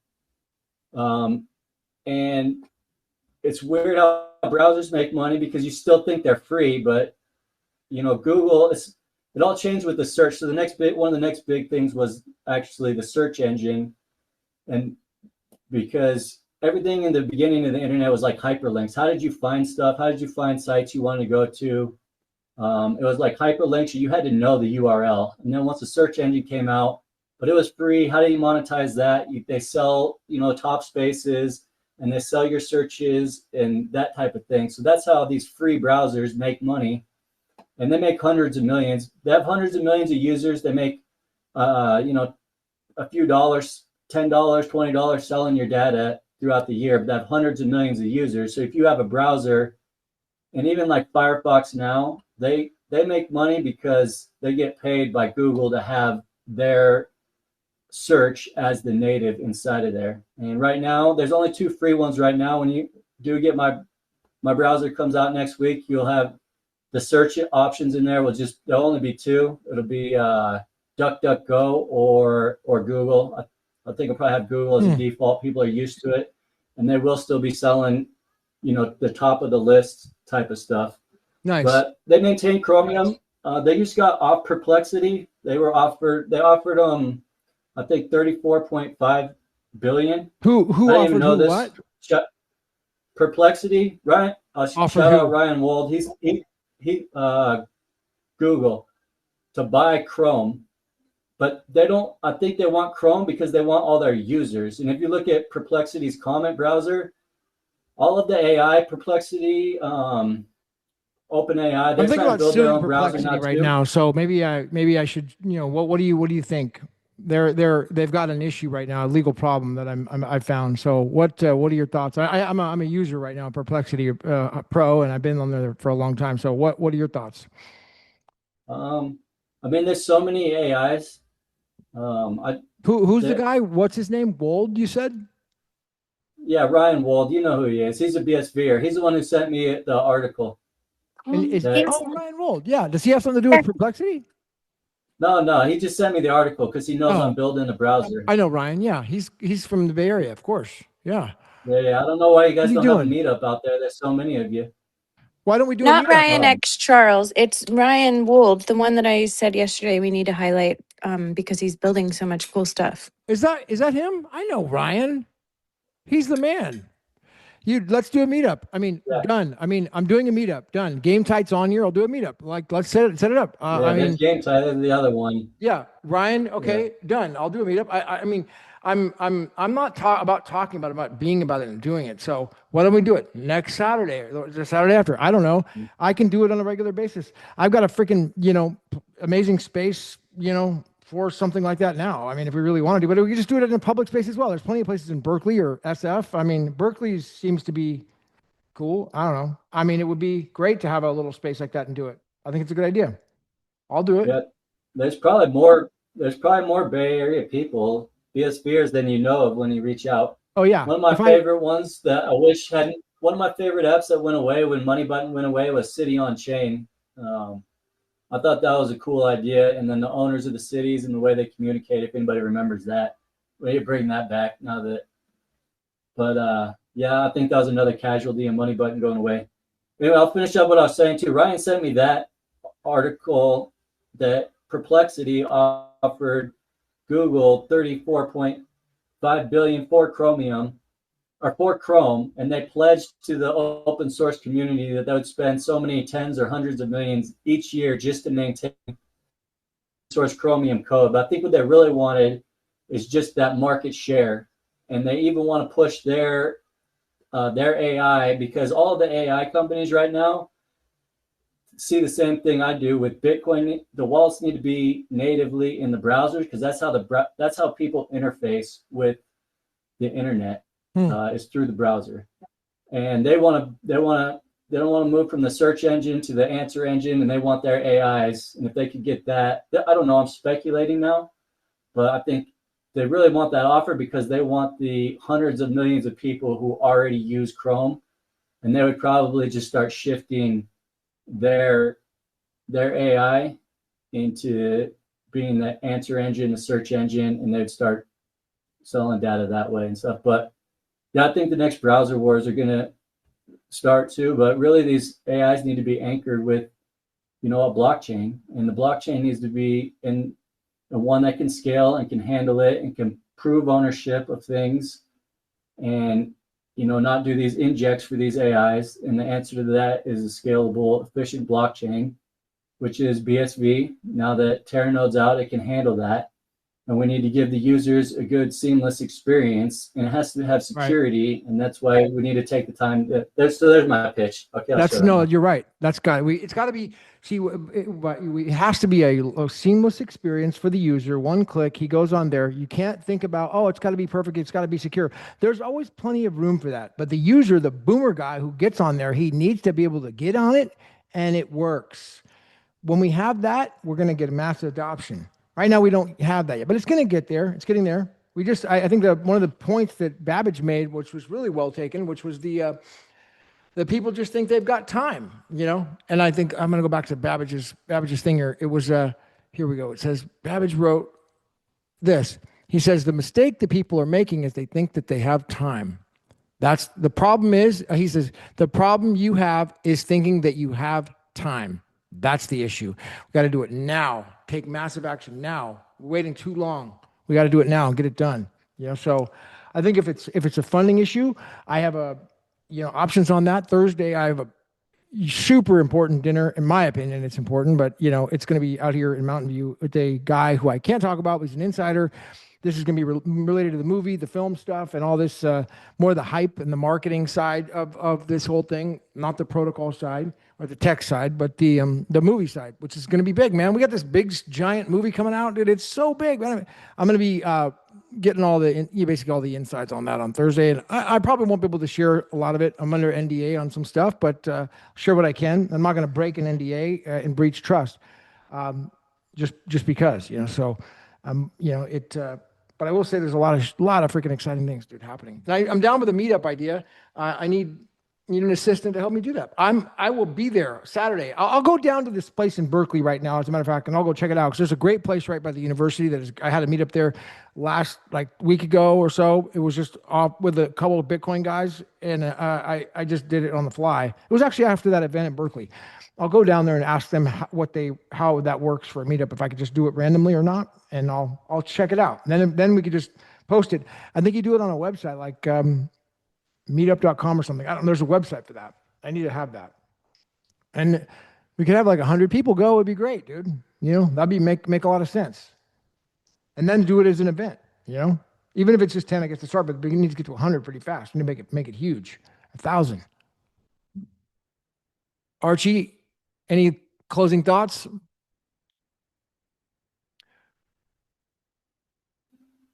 No, just thanks for letting me pitch my browser idea, and then I want to kind of get it wrapped up and packaged up here pretty soon in the next week or so. So you're that close? Yeah, hopefully. The MVP is getting close. I'm working on it right now. So nice. We'll see. Hell yeah. That sounds good. I'd love to hear that. And the tokenization thing, I think, is going to be big. Bose really got me excited about that, and I like the idea about it. I have concerns about the whole thing with the meme coin culture, though, and I'm not worried about the securities thing anymore. Personally, I can overcome that. I've got an attorney that will help with the securities issue, but I'm concerned about issuing a token and then selling tokens. I wanted to sell BSV. That's the token, in my opinion. That should be the token, and then people could settle in a stable coin money. But so I don't know. I'm still not 100% sold on it, but at the same time, I mean, I saw that Brave issued that. I just remember they did that ICO for 30, and they did a $35 million ICO with that piece of crap token, and here they are. They're still kicking, and people are buying the token has value. I've never bought that token or used it once, and I've been on the browser for this whole time. So yeah, it's a shame if everyone would have just been building the last 10 years on Bitcoin, and the funding would have gone to, but this is the way it goes. I guess since you give me your platform, I'll just give all my opinions. Please. I recently, if you look at history, it's just the way it happens with revolutionary technologies. I recently read a book, The Master Switch. I recommend you guys. I actually heard there's Steve Patterson talking about the hijacking of Bitcoin on Catherine Austin Fitch show. She recommended it. And he just talks about, certain industries around information, the telephone, the radio, the television, Hollywood, and the internet, and how they evolved and how all the legal battles that played out and all of the the battles between the companies and the businesses. And if you look at electricity, if you look at the automobile, we look back and think these things happened overnight, but they took decades. They had to be bootstrapped. There was tons of legal battles, tons of fighting. They had to find standards. And if you look, and there was all kinds of corruption and fraud. They always create these revolutionary technologies. If you look at them, they always create opportunities for fraud. And then people come in, they take advantage with these hype cycles. And what's happening with Bitcoin right now and the last decade and what's going to happen the next decade is, to me, when I look at history, it's like perfectly in keeping with every other revolutionary technology. It's just like we saw. What's your takeaway from this book, Master Switch? I don't know. I could do a lot of takeaways. I'll say that, Bitcoin is, to me, it's just a super efficient information system in the way we store stuff in a ledger. I think people might know there's one where he talks about AM radio, FM radio. I don't remember the people's names, but working at, for like Bell, came from Alexander Graham Bell, Bell Labs. He talks a lot about them and all of their advancements. And they hired a scientist to come up with FM radio, and it was way more efficient than AM radio. They could have put way more channels, but it was already like Radio Corporation of America. For old people, probably remember RCA, people my age. They controlled all of the airwaves, and they didn't want FM because it would create more space and more channels. And they used a super delay tactic. He knew it would never go away, but he kept delaying and delaying. The scientist who created it, I think he ended up killing himself. He got so stressed over all the legal battles and people stealing his work and stuff. Sounds super familiar, but then the guy ended up, as soon as television came out and he wanted to take over television, then he took the technology, implemented there, and took control of all of television.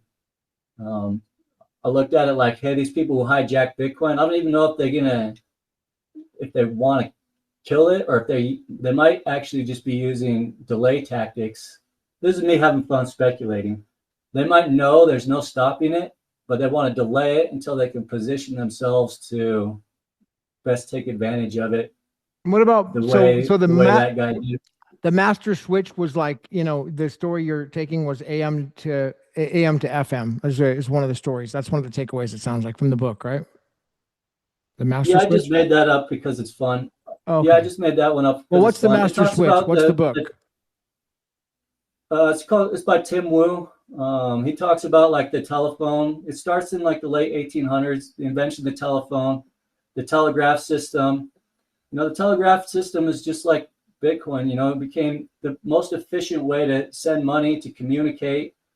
It's a network of, you could send stuff through a wire, but it required information. You could transfer money, but it had to be settled on a ledger because there's no actual physical exchange of an asset through a communications channel. It's just information. You authenticate yourself, send it over, but people wanted to control it. So like the battles between Western Union, it's just a fun book, but it makes you see like, this is what happens with every revolutionary technology.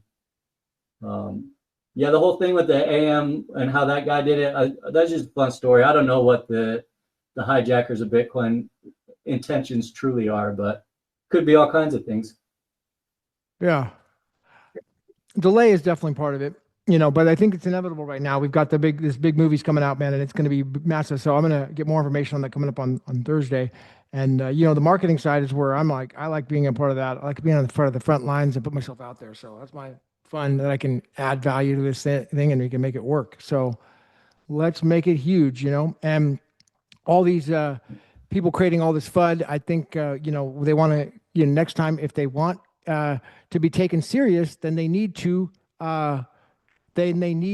talk and state their position, so I think all day they've seen this space going on. They didn't come in to speak their position. I'm a little bit disappointed in that. I am disappointed in that. And then they can do it on another time. I made the space for them. They don't want to do it. Well, they can't say they didn't get due process, right? That was due process. And so I know that she was commenting on it and she didn't want to come in and talk. and she wants to project. Well, CryptoKate, Uh, what's up with that? Anyways, go ahead, Archie. I had my popcorn ready. I was gonna say I Yeah. had my popcorn ready. Me too, man. I was ready. I'm just joking. I wanted to frame it like, let's I'm go, just let's have a joking, battle. but Oh, you don't want to show up to the fight? Come on, and I'm not here to fight. I'm neutral. I'm not like on her side or the other side of Babbage. I'm like on both. I'm like, dude, I'm neutral. I think they both have good positions, and I framed the issues in the beginning of this call really well with Babbage's position, and it's extremely well thought through. Well thought through. Babbage isn't just. it would be good. I Yeah. think Casey said something right away. Is I don't think you probably maybe they weren't given enough notice, but Yeah. just having people get in the same room with the dialogue would probably. I think For both sure. sides are civil. They're not like trolls. I think it would be good. Oh, I agree. I would. So I was joking about the popcorn, but I think if they did have an opportunity, but yeah, do they want to do that in public too? I don't know. That's not my business, but well, it's too late. No, they already If they do, he I'll already listen. decided to do it in public, so it's too late. That so that's the best part. It's already in public, right? So that's already out there. So it should be addressed. And yeah, I mean, I'm open to doing it again. Baker should be there from the BSVA. I want to hear Connor too, but Baker seems like he's the president. I'm pretty sure. So he's the one that should be. I think that Babbage has issues with Baker. I think that's the issue, not Connor. So I think that's the issue. We got to get the right people involved, and then the issues can be addressed. I'm all about it. Let's have it. Let's have it out. Baker, Babbage. Yeah, I think we should encourage the BSBA to at least do the all hands meeting again every month, and I don't care. anybody that's I want interested to can. have a space like this. All hands. I don't know what that is, and usually the way I've seen it is just a guy on a thing and talking, and no one. No, this is more. No, this was every member of the association given like They a need to 5 be to 10 involved in minute this, time to and it's speak. community driven by somebody like me who is not paid by them. That's it. Otherwise, they have too much power. I agree with that. Like, no, it should be done by a neutral party. So they come in and talk. I'll give them the floor. I'm not going to cut them off. I want to hear from Baker. Don't you think, Casey? We should. Yeah, definitely. I'm sure they'd be open to it. I'm just saying for the community, like, a regular meeting to update everybody would be nice. Well, I think that's the whole point is doing something like this to share the ideas like that with them live. The problem is they're not getting those ideas. That's a great idea. How do you get it to them? What do you send a message? They're not getting that. So you have to have a meeting with the president, Baker. He can make that decision, and then boom, something will happen. So yeah, let's do it. Babbage, Baker, and they can yell it out. I would love to hear it if it's popcorn or not. Let's have it up next time, and so we can have some sort of a discussion or debate. That's totally fine. I would love to hear it. All right, Casey. Oh, balls. Ballas. I'm sorry. Hands up.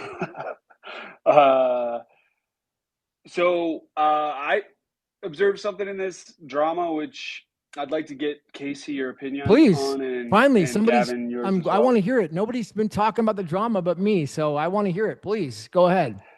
All right. So when all this went down, there was a group that brought up Kate's I don't know, photogenic qualities, right? And implied that she was a grifter or a scammer because of the way she takes pictures of herself. And I just wondering if that, for either of you, Casey or Gavin, is like a low blow.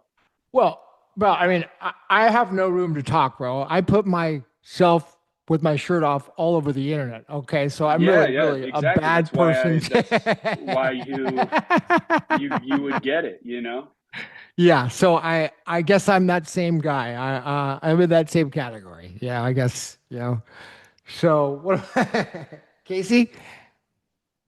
Oh wait, no. Casey dropped down. Something happened to her. Let me add her back up. Casey, I'm going to add you back up here. Hold on. Casey. Whoop.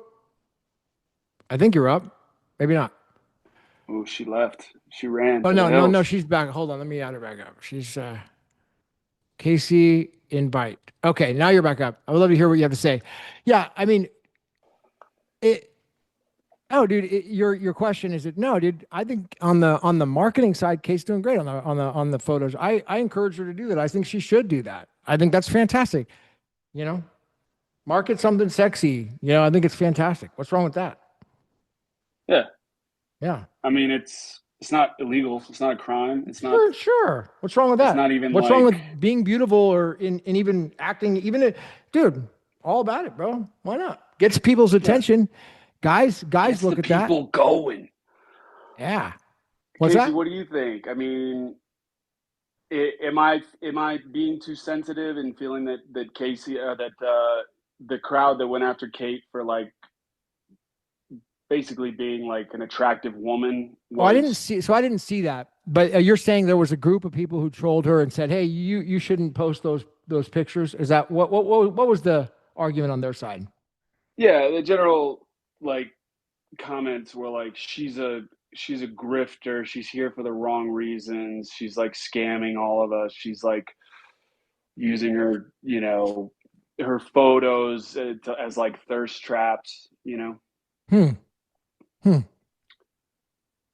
I Okay. mean, my point I was, I haven't Casey, because you're so kind of I would say, Casey, you're like Casey would the definitely be the person to comment on that. I'm going to give my share first, and that is that first of all, I haven't she hasn't asked me to buy anything yet, so I can't say there's any sort of scam going on. I mean, a scam is going to be like, hey, buy my stuff, and then they take my money, and then they never call me back. That would be a scam, you know. So I haven't had anything like that happen with her at all. So I would say it would be unfair to accuse her of something like that at all.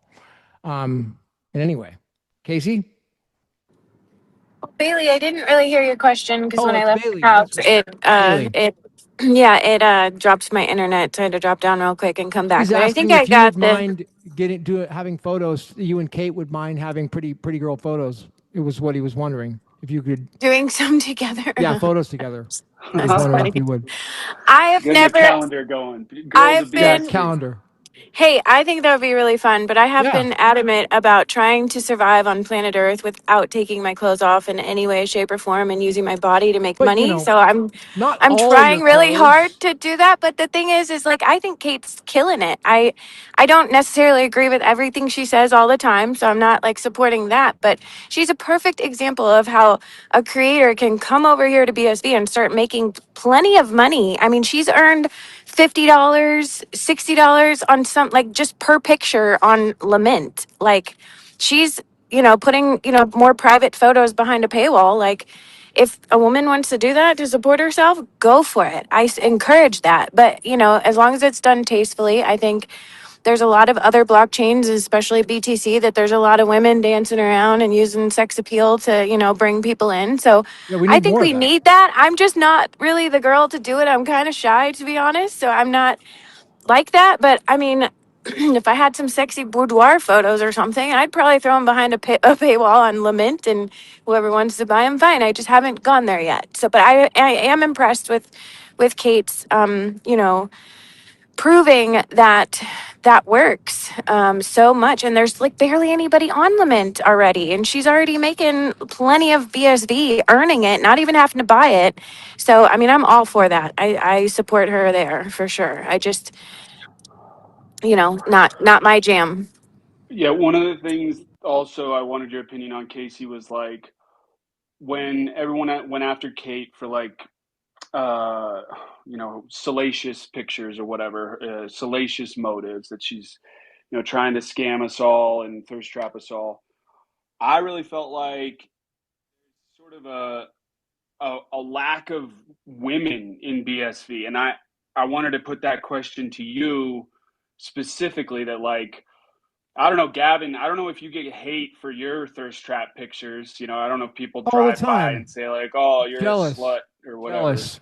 They get jealous for sure. They get jealous. Big Okay, time. yeah, and I mean, I feel like that's the way Kate.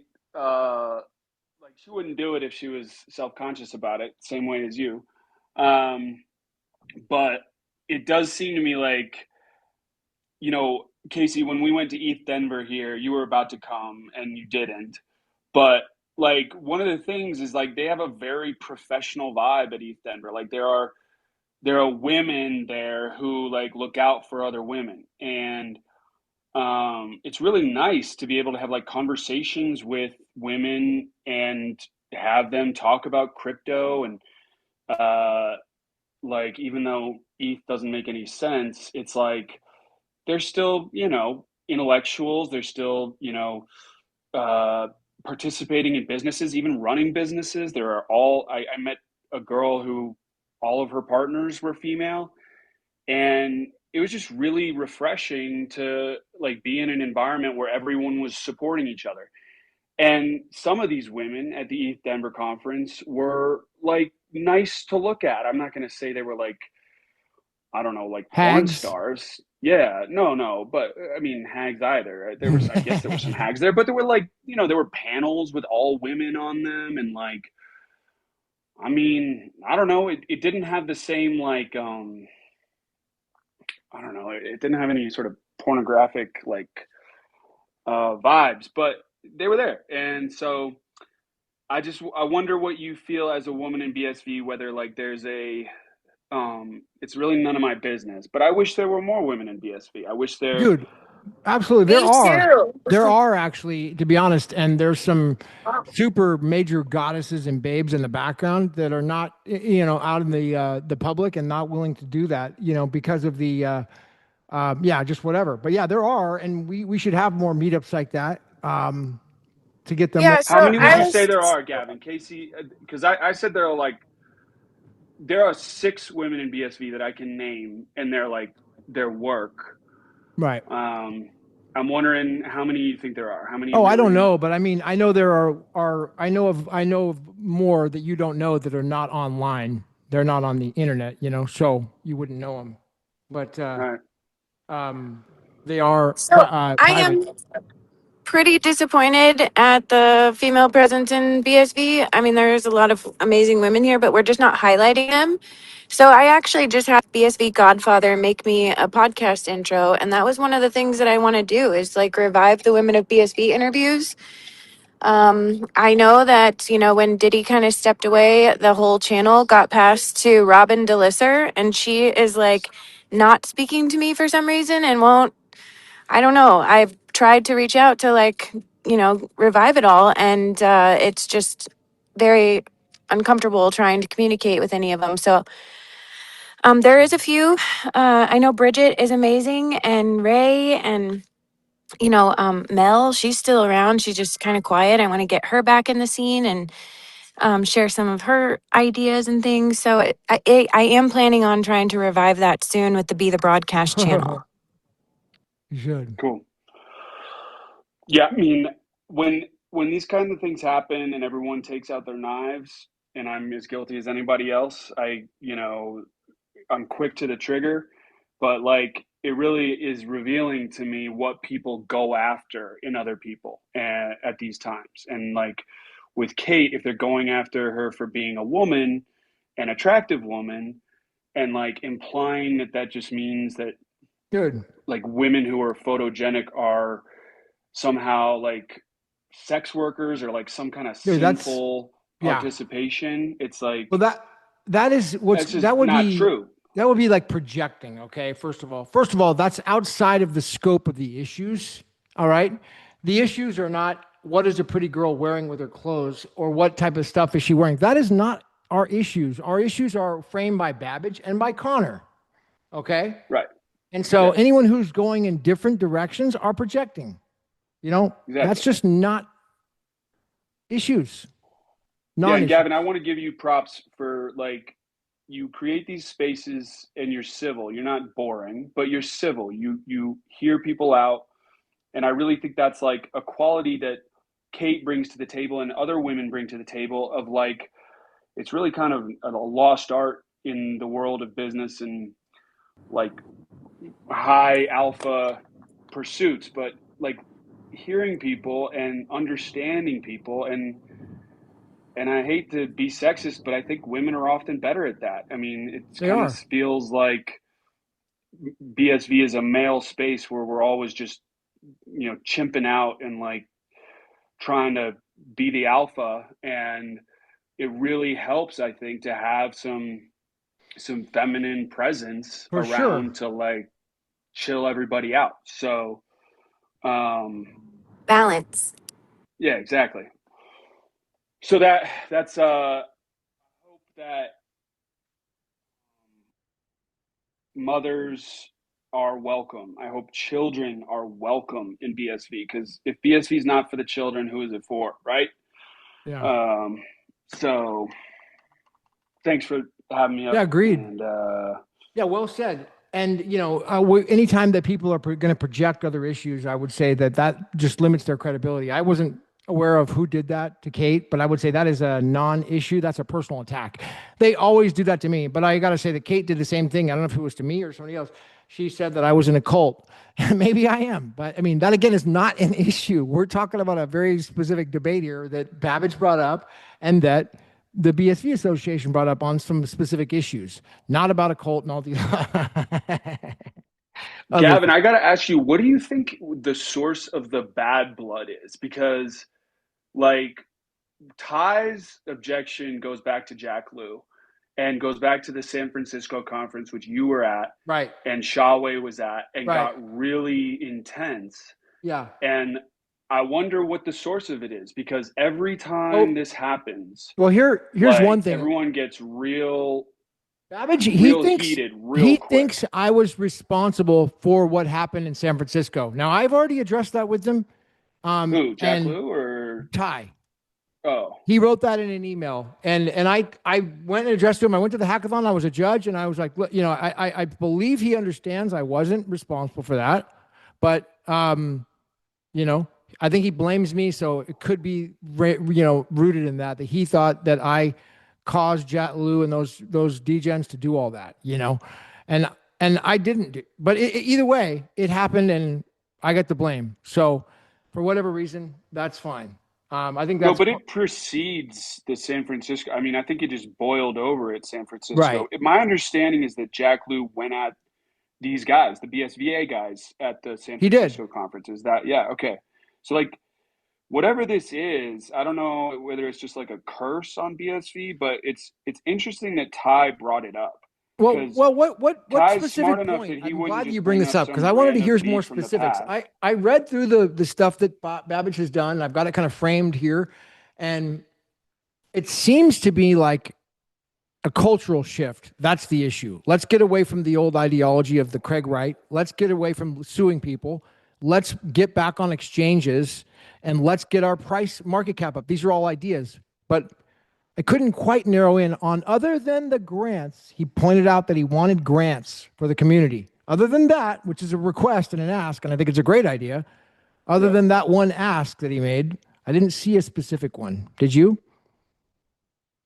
The NAR. I mean, the NAR. The NAR. John Calhoun was saying about if devs need to lawyer up before they dev, then we're cooked. No, dude. NAR is, yeah. Maybe, okay, we have to have a better understanding of how NAR works. Maybe that's the other thing, right? And maybe that's the other issue, right? Oh, that's a good point. How are the devs? Well, I mean, I think this is speculation, but I think that Jack Lew and people like Josh Hensley, their original beef was due to actually being threatened with lawsuits by, I think, I seem to remember that Josh Hensley, probably by Craig, and maybe even Jack Lew. Well, I know that Craig was suing a lot of people, and I wouldn't doubt that. Remember, he sued. How many people did Craig sue? I lost count, so I wouldn't doubt it. So they were clearly like very offended by that. Mm-hmm. And when you look at like Peter McCormick and other things, like it's not like Craig makes empty threats. No, he sued a lot of people. Yeah. Are you aware of suits that have happened from the BSVA or in BSV at all since like Craig lost COPA? No, not one suit. Okay. Not one that I'm aware of. I've talked to people about doing a NAR suits, where we're utilizing the NAR on lost token protocols, but nobody's sacked up to do it yet. I think it's a real thing. We should, I know one guy who's a whale and he has a lot of coins locked somewhere and lost. He should do it, but Yeah. no, somebody needs to do it on a lost coin suit and use NAR for what it's there for, which is exactly that. So here's something interesting I heard, Gavin, which I'd love your thoughts on. I heard that the whole point of the DAR, digital asset recovery, is because Craig doesn't actually have the keys to all those Satoshi wallets. So the DAR is so that he can reclaim all those Satoshi coins. Do you think does that sound true to you? Yeah, I would say so, because that has a lot to do with it in the way that you figure the tulip. Well, I mean, I wouldn't say all of it, not to be too broad, but I would say that there is so many wallets there in the Tulip Trust days, and there was those 8 shards. If you look back at Kleiman, I wouldn't doubt, and I wouldn't doubt for a second that some of those key he doesn't have. Now, I do believe he has a lot of them because we've seen a lot move, and we know he's got funding, and so it's coming from somewhere. Do we know he has funding? Because that would explain a whole lot, is if Craig doesn't actually have access to those coins, right? I mean, well, he definitely if Craig's has just access getting money to from some of the Calvin coins, and not not from the all. Satoshi coins. I would say not all. That's why that's there. I think there are missing wallets. I think there are. All? No. I think he has a lot of them. A lot, dude. Yeah. I wonder how much of this do you think goes back to just the whole controversy? I mean, the question over whether this might be a scam. I mean, I feel like that's what upsets people so much, is which part? Which scam? It's still unproven. Just that Craig or Calvin or some backroom deal, some secret we're not familiar with could just wreck the whole project. Okay. Well, let's flush that out. No, it's a good concern. What would the doomsday scenario be? What could cause that? I mean, I think there are a couple of doomsday scenarios. One is we don't sustain enough transactions to sustain the chain. That's a big one, that we sort of overspend on infrastructure or Terranode or whatever before we can actually support the chain. The second possibility is that there's some, Calvin owns the patents. I'm being purely speculative here. I don't really know what the arrangements are between, Craig and Calvin on the patents, but given that Craig is still involved and he didn't sign, he didn't claim the, I hate to go back to Craig, but if there's some weird reason that Craig and Calvin are afraid of each other because of some patent dispute or some if there's some patent that's really critical to BSV that could ruin either of them if they decided to start going to war with it against each other. I don't know. I mean, Gavin, in your last space, you talked about the O'Hagan piece and how illuminating that was. Kate was the one who referred me to that piece. I had never read that piece, and I felt like I knew everything about the. Oh shit! story. You didn't read the O'Hagan piece? I hadn't read that before. Oh my gosh! I know, and that piece was so interesting because at the end of it, I felt exactly like I felt at the end of the Copa trial, where I was like, "What don't I know here? What information am I missing?" Because at the end of the Copa trial, a lot of the people in BSV were singing different tunes than they are now, where they were yeah, it seems like Craig did, produce fraudulent stuff.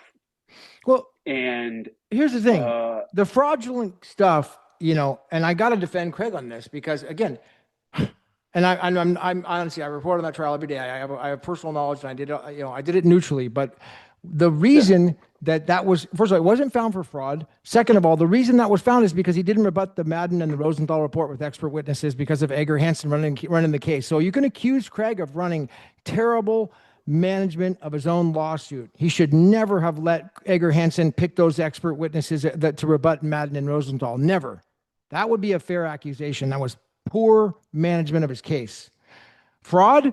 No, because he didn't rebut Madden and Rosenthal with the experts. His experts agreed.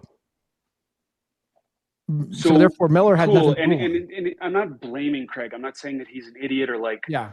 he's to blame here, but everything is so complicated. And like the fact that at the end of that O'Hagan article, it really looked like it was heading in the right direction. Gavin Andreessen had seen him sign, and other people had seen him sign. And then it came, to the cryptography community, and no, they were like, no, those keys were already out there. He didn't do anything new. He didn't, and it looked like he tried to pull a fast one on some people. That was at least O'Hagan's conclusion, that Craig had been duplicitous, that he had like told everybody he was going to sign, and then when he did sign, what he signed with was not what he claimed it to be. Is that that's your reading of that article, or well, am I off base? Yeah, I would say back to the movie, angle, which I think is going to be the beginning of the whole movie, which all leads up to that story you're saying right there. Because what happened is that he'd signed 14 times, 20 times in front of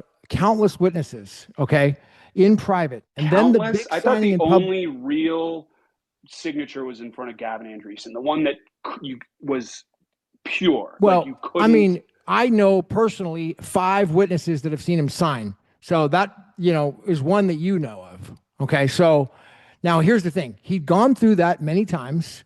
Now he goes and does the big public signing on the BBC. Now, again, it's on TV. He signs. The guy who's the big famous reporter, right? He's like, oh, I think he signed the block 9. What does that mean? The guy didn't know. That's right after that point is when Craig threw his hands up, and then he did put the knife to his neck. He's like, they're never going to let me stop. And then he put the bad information on the blog, and then he cut himself and tried to commit suicide and started bleeding out. That's the beginning of the movie right there. That's the cut. Boom. Satoshi bleeding out, neck, kills himself over this, right? That So he was $15 million in debt, right? And they sold off the rights to the Satoshi story to Calvin. I don't know if it was all debt, but it was mostly. He had so much debt, and so that 15 million that on the deal that he cut was like that goes to all that IP, and I think a lot of his debt. I don't think it left him with a lot of cash, so he wasn't rich. Yeah, and I don't think he had any of those keys at that time, because remember, the Tulip Trust didn't come back to him until 2020, and then it wasn't until Kleiman was fully decided that he legally had the rights to it. Before that, he didn't. Yep. But when Kleiman was decided, he then had the rights to all those keys, all those coins. Now the debate is, well, does he have the keys or not? That's the debate. That's Bitcoin's private. We'll never really know. But as we see them move more and more from the Kleiman case, from the Shatters report, I mean, that was interesting that Tai brought up Shatters too. Clearly, Tai has like software respect. What did he say about Shatters? Something about Go and how I think Tai. I'm not going to put words in Tai's mouth, but I think Tai may have sympathy for some people like Jack Lew who are sort of like some of the earlier none of this new stuff is necessary. Like whatever Shatters was doing revealed or showed that Bitcoin was capable of everything back then. Like we didn't need any of this new stuff. I have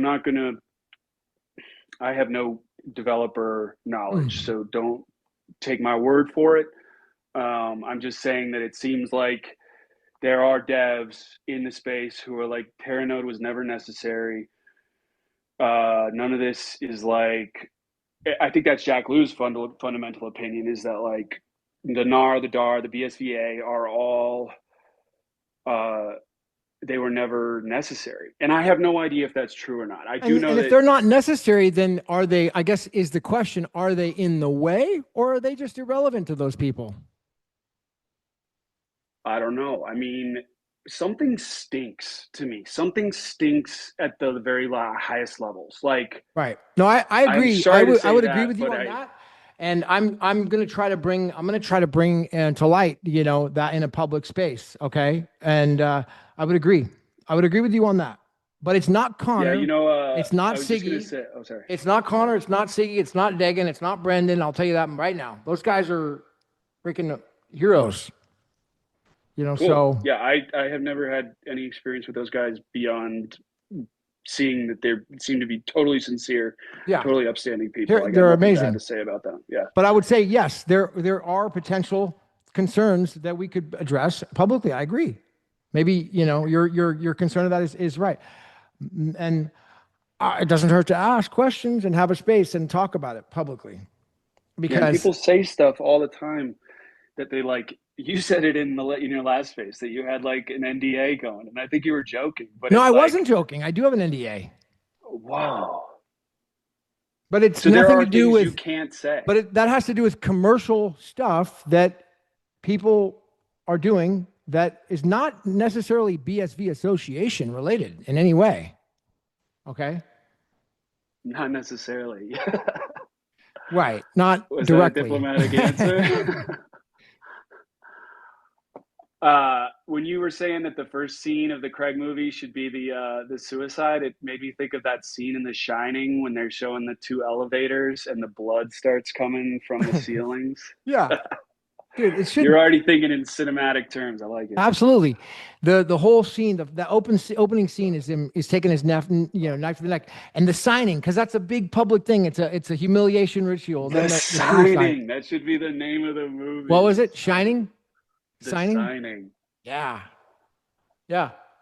And then after that, go into the horse race, because the horse race scene is the other big one where you got Edgar Hansen showing up to the black card event, supposedly randomly, and then Craig getting blacked out drunk, never before. He's a big drinker, drinks like a fish, and all of a sudden he is blacked out drunk beyond belief. And if you look into GHB, what it does is it amplifies liquor by the 10x. So if you put GHB in someone's drink, it will freaking 10 shots to 1 all of a sudden. And this came out in the Casey, Kyle Roach, what was it, a court case or just a video Edgar Hansen did about the Kyle Roach stuff? Remember that? Was it Kyle Roach that said the GHB thing? Wasn't it Kyle Roach, Casey? Do you remember? Okay, she's not on. Anyways, that's the other angle. I think that's the other part of the story that's going to come out. Whether that's in the movie, I don't know. The espionage thing is a super fun and exciting angle. Remember? Yeah, there's so many characters in the BSV story. There's only 10,000 people, maybe 20, maybe 30, maybe 100,000 in this whole community at the most, right? We're talking about mainstream. That's just a different breed, right? It's a different breed. Yeah, for sure. And maybe 1,000 or something. I don't know. Orange Gateway, when I met with Thor in the fall, I asked him, I said, how many people signed up? And he said between 4,000 and 5,000, and that was in October. And he's like, do you think that's all there are in the community? And I said, I don't know. How many were in CanCash? I thought it was 75. I was number 70,000. Are those numbers fake? They might have been. I think I was 70,000th person for not Handcash, but what was that darn Twitch? What was my user? Yeah. Maybe it was like 60,000 something. I don't know if those were legit. 60,000 people were on Twitch? Well, my username on Twitch was like number. I could find it. What was my number? I'm gonna find it. It was like 60,000. So I was late. Dang. What number were you? Oh, I can't remember.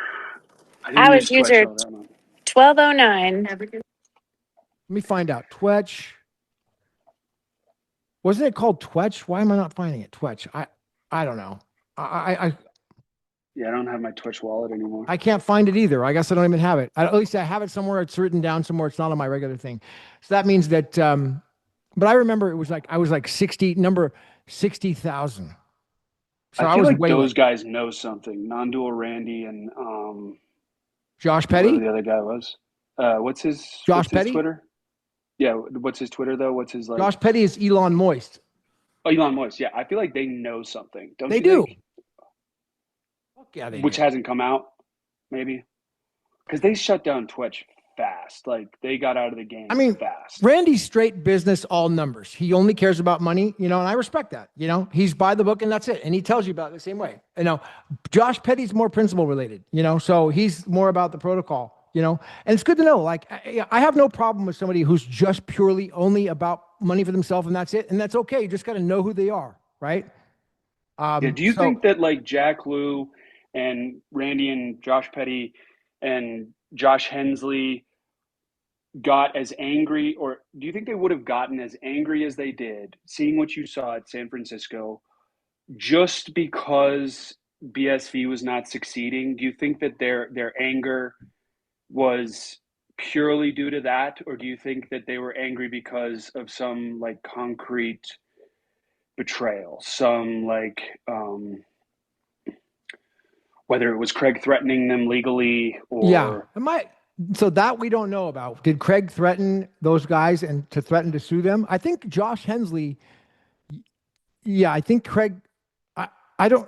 I'm pretty sure, and this is rumor, but I remember hearing that hearsay that Josh was being threatened. He was going to be sued, and I think it was by Craig. But I don't remember.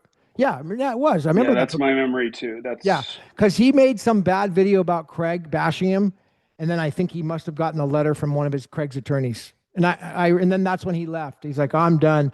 And I'm sure that spilled over to other guys like that, you know? Do you know anything about the law firm that is sending out, what's that law firm called? Notices to the Satoshi addresses? Or just to everybody, it's like, was that Wall Street bank that went under? That famous wall. Yeah, I haven't done a deep dive into it. Looks like a shell at the front of it. Looks like a shell, but it is an old style institutional type of firm, which could be real. But at first glance, it looked like a shell to me. But do you think Craig could be behind it? I do.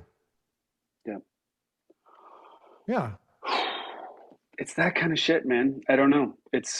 I feel like, I'm sorry to everyone here. It's basically, I'm just having a candid conversation with you, Gavin. I'm not trying to like. No, I'm cool with that. That's what I wanted to have this for, is flush out some of the issues that were there that needed to be talked about. That Babbage, well, one of the things Babbage did say is he wants to get away from all that drama about suing everybody and all that drama. You know, that's one of the gripes he has. So it's important for you to bring this up. That needs to be voiced, you know? Is it Solomon? Is that Solomon Brothers?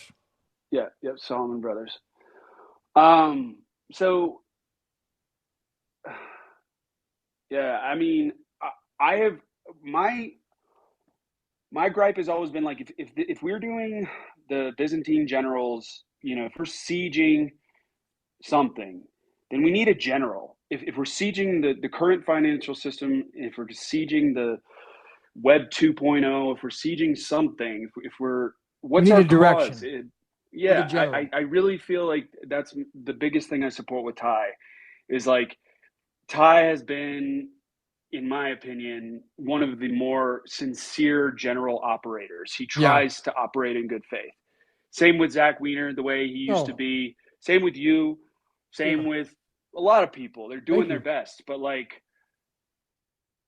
if the mandate from Craig is BSV is failing because everyone's not doing enough, and there's like nothing beyond that from anybody on the high, you know, anybody in positions who know things, right? Like, that's one reason I pay attention to that guy like BSV, is that guy has seen the hardware. He's been in, I think, in like AWS centers and stuff, and he knows like what makes BSV tick, I think. But like, that's one reason I like what Bridget put together, the chain, you know, the chain report. Like, I think it would be really healthy if some of these smarter guys, these devs, if we had kind of a democratic elected process to be like, Tai, I'm kind of twiddling my thumbs here. I got time to spare. I can do what, you know, maybe I'm not. But I guess with the AIs, it's, you know, empowering a lot of people to do things that they really, you know, weren't right. Well, we could qualified to do before. We could totally start a PMA in the United States and California. You know, we have what's called unincorporated association laws, and it's legal under the Business Professions Code, and it talks about private membership associations, and they are non-corporate entities that are organized through members, kind of like trusts in a way, but they're Like equal. a guild. What's that? Like a guild.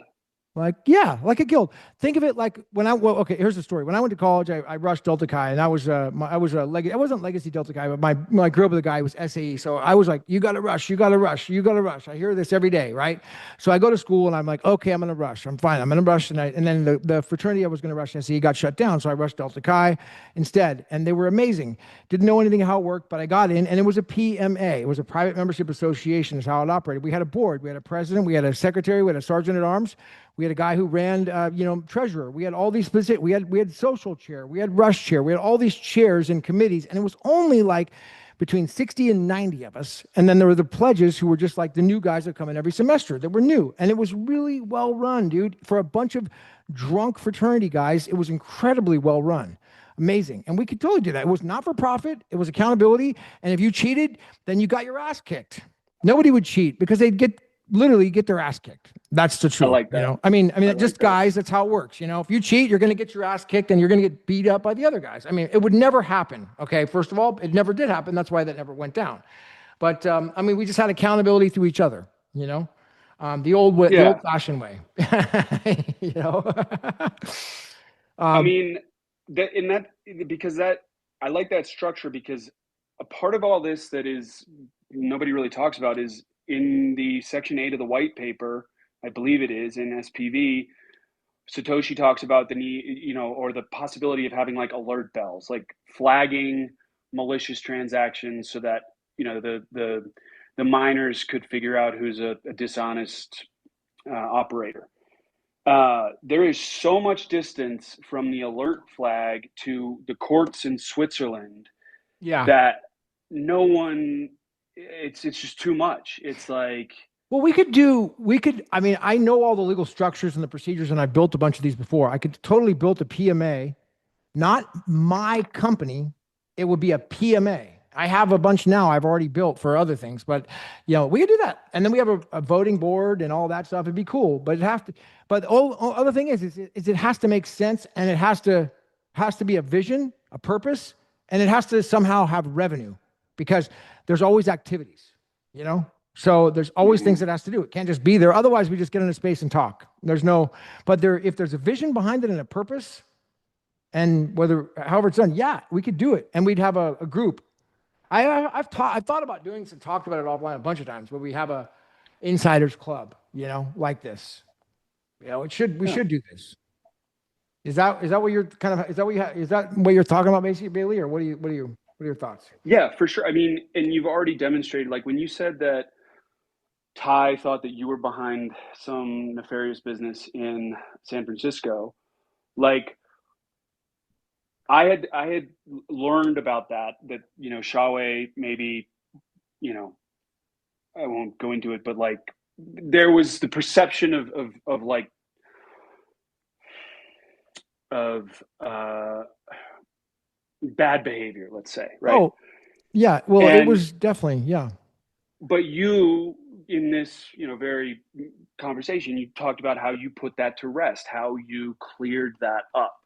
And to me, like, it is really important. I got scammed in BSV. I got scammed on RelayX. And like, I tried to tell everybody, it was stupid. I shouldn't have done it. But like, I tried to tell everybody as quickly as possible, like, don't follow me into this hole. And I feel like that's the whole point of the alert system, is like, if something gets hot, if something, catches fire, and it turns out to be a scam, you want to contain it. You want to put it out as soon as possible. And so, I like your idea of like, I don't know, community enforced justice. I just don't, the PMA thing, that sounds cool. Like I'm down. I could do the PMA in a heartbeat, because it's like off the record. It's not incorporated, right? It is a legal entity that has protection. It actually is very protected, because there's no controlling interest. We could totally do that, man. And then set it up and have, but we gotta have a purpose, a design, a board, and run it like a fraternity. We copy the exact structure of how they do it with PMAs in college. I mean, a Yeah, bunch no of girls 19-year-old allowed, right, drunk man? kids No can girls do it allowed. because they're just duplicating how it's been done before, you know? I'm just joking. Yeah, What was no, I that? I'm just joking. Yeah, What was no, I that? agree. I was Quite a saying no. sausage fest. This could That'll be be, fun. this is a We'll put a diverse sign on the door community. that It's says not no just girls sausages, allowed. women too, right? No girls. Yeah, you gotta be Just bros, Gavin. Come on, man. just bros, Frat, bros only. Yeah, frat. frat environment. Yeah.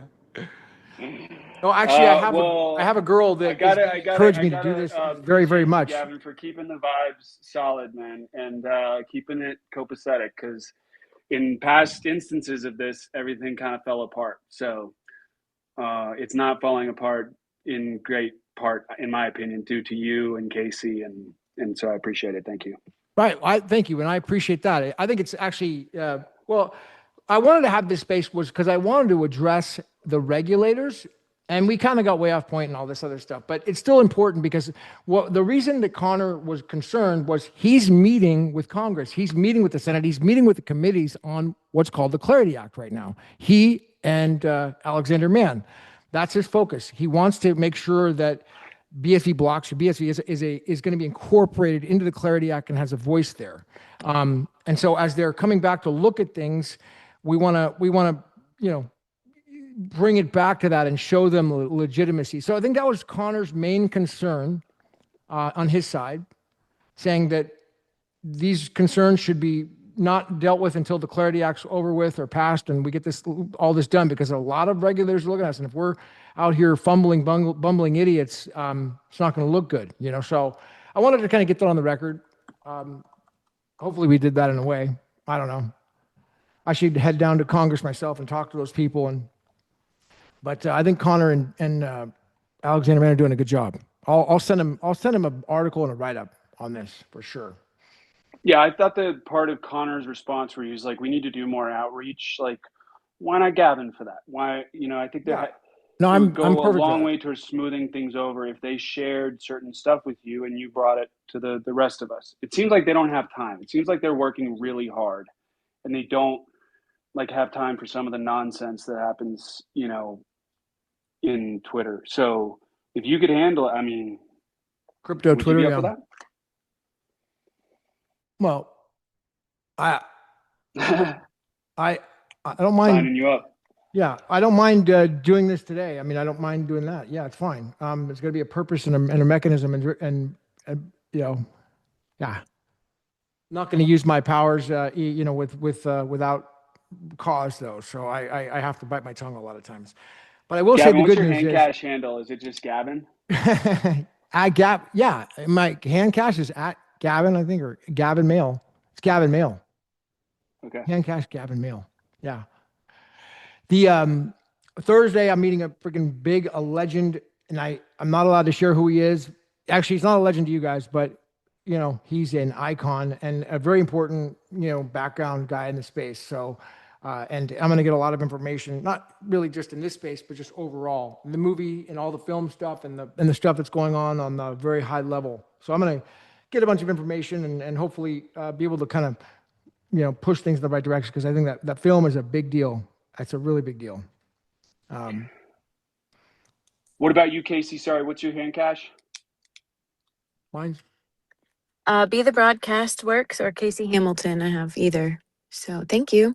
And I really encourage us to start playing with micropayments, on these spaces. If you have people's handles and you like what they're saying, just create some transactions, send them, half a penny, whatever, or more. Just start tipping each other so that we can start, just generating more transactions on the network. We will. I think that's fun to play with as a group.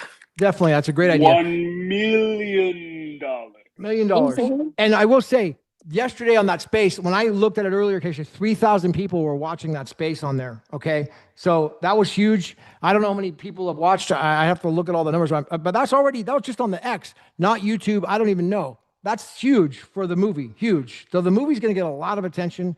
The drama stuff, I don't know if it will or not. We'll see. We didn't really have the people didn't want to come up and talk like I was expecting. So I think that's just because we didn't give much notice. I don't think that's necessarily any other reason, but I would I'll come reach up out if to somebody did that to me, but I understand. We'll give him more notice. Yeah. I want Baker up. Baker's in charge of BSV. Not these other guys are they're doing great. But Baker is the president. He needs to be up there. Yeah. So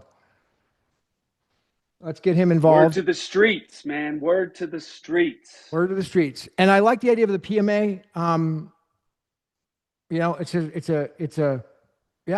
be know big. if you need The help with PMA that. idea I'm could be happy to like an help. association, right? It could be like the association here where we are in the States. That could be the idea. I could totally build that and have it. We could build maybe that's what Babbage wants to do. He wants a PMA, you know, seemed like he was interested in that. Cool, Casey. man. Well, I've said my piece. Thanks for giving me the platform to do so. And yeah. You're welcome. All right, let's wrap. Casey, thank you. Bailey, great talking with you. Archie, thanks for coming up. Bose, John Wayne in the crowd. Oh, I want to get the John Wayne Craig's card as well. I know, Casey, you mentioned that about me in the Craig's card. I want to get that going. So when I do my space in the Berkeley, I'm going to go to the Berkeley place right now and talk about this meetup. That's a perfect place to bring that card out there because if I do the text thing with the Craig's card that John Wayne has, that would be badass. That's a really great use case. You know, I see him in the crowd there. So, all right, I'm going to wrap at the ones, y'all. Share this. I'll see you at the top, and I'm off.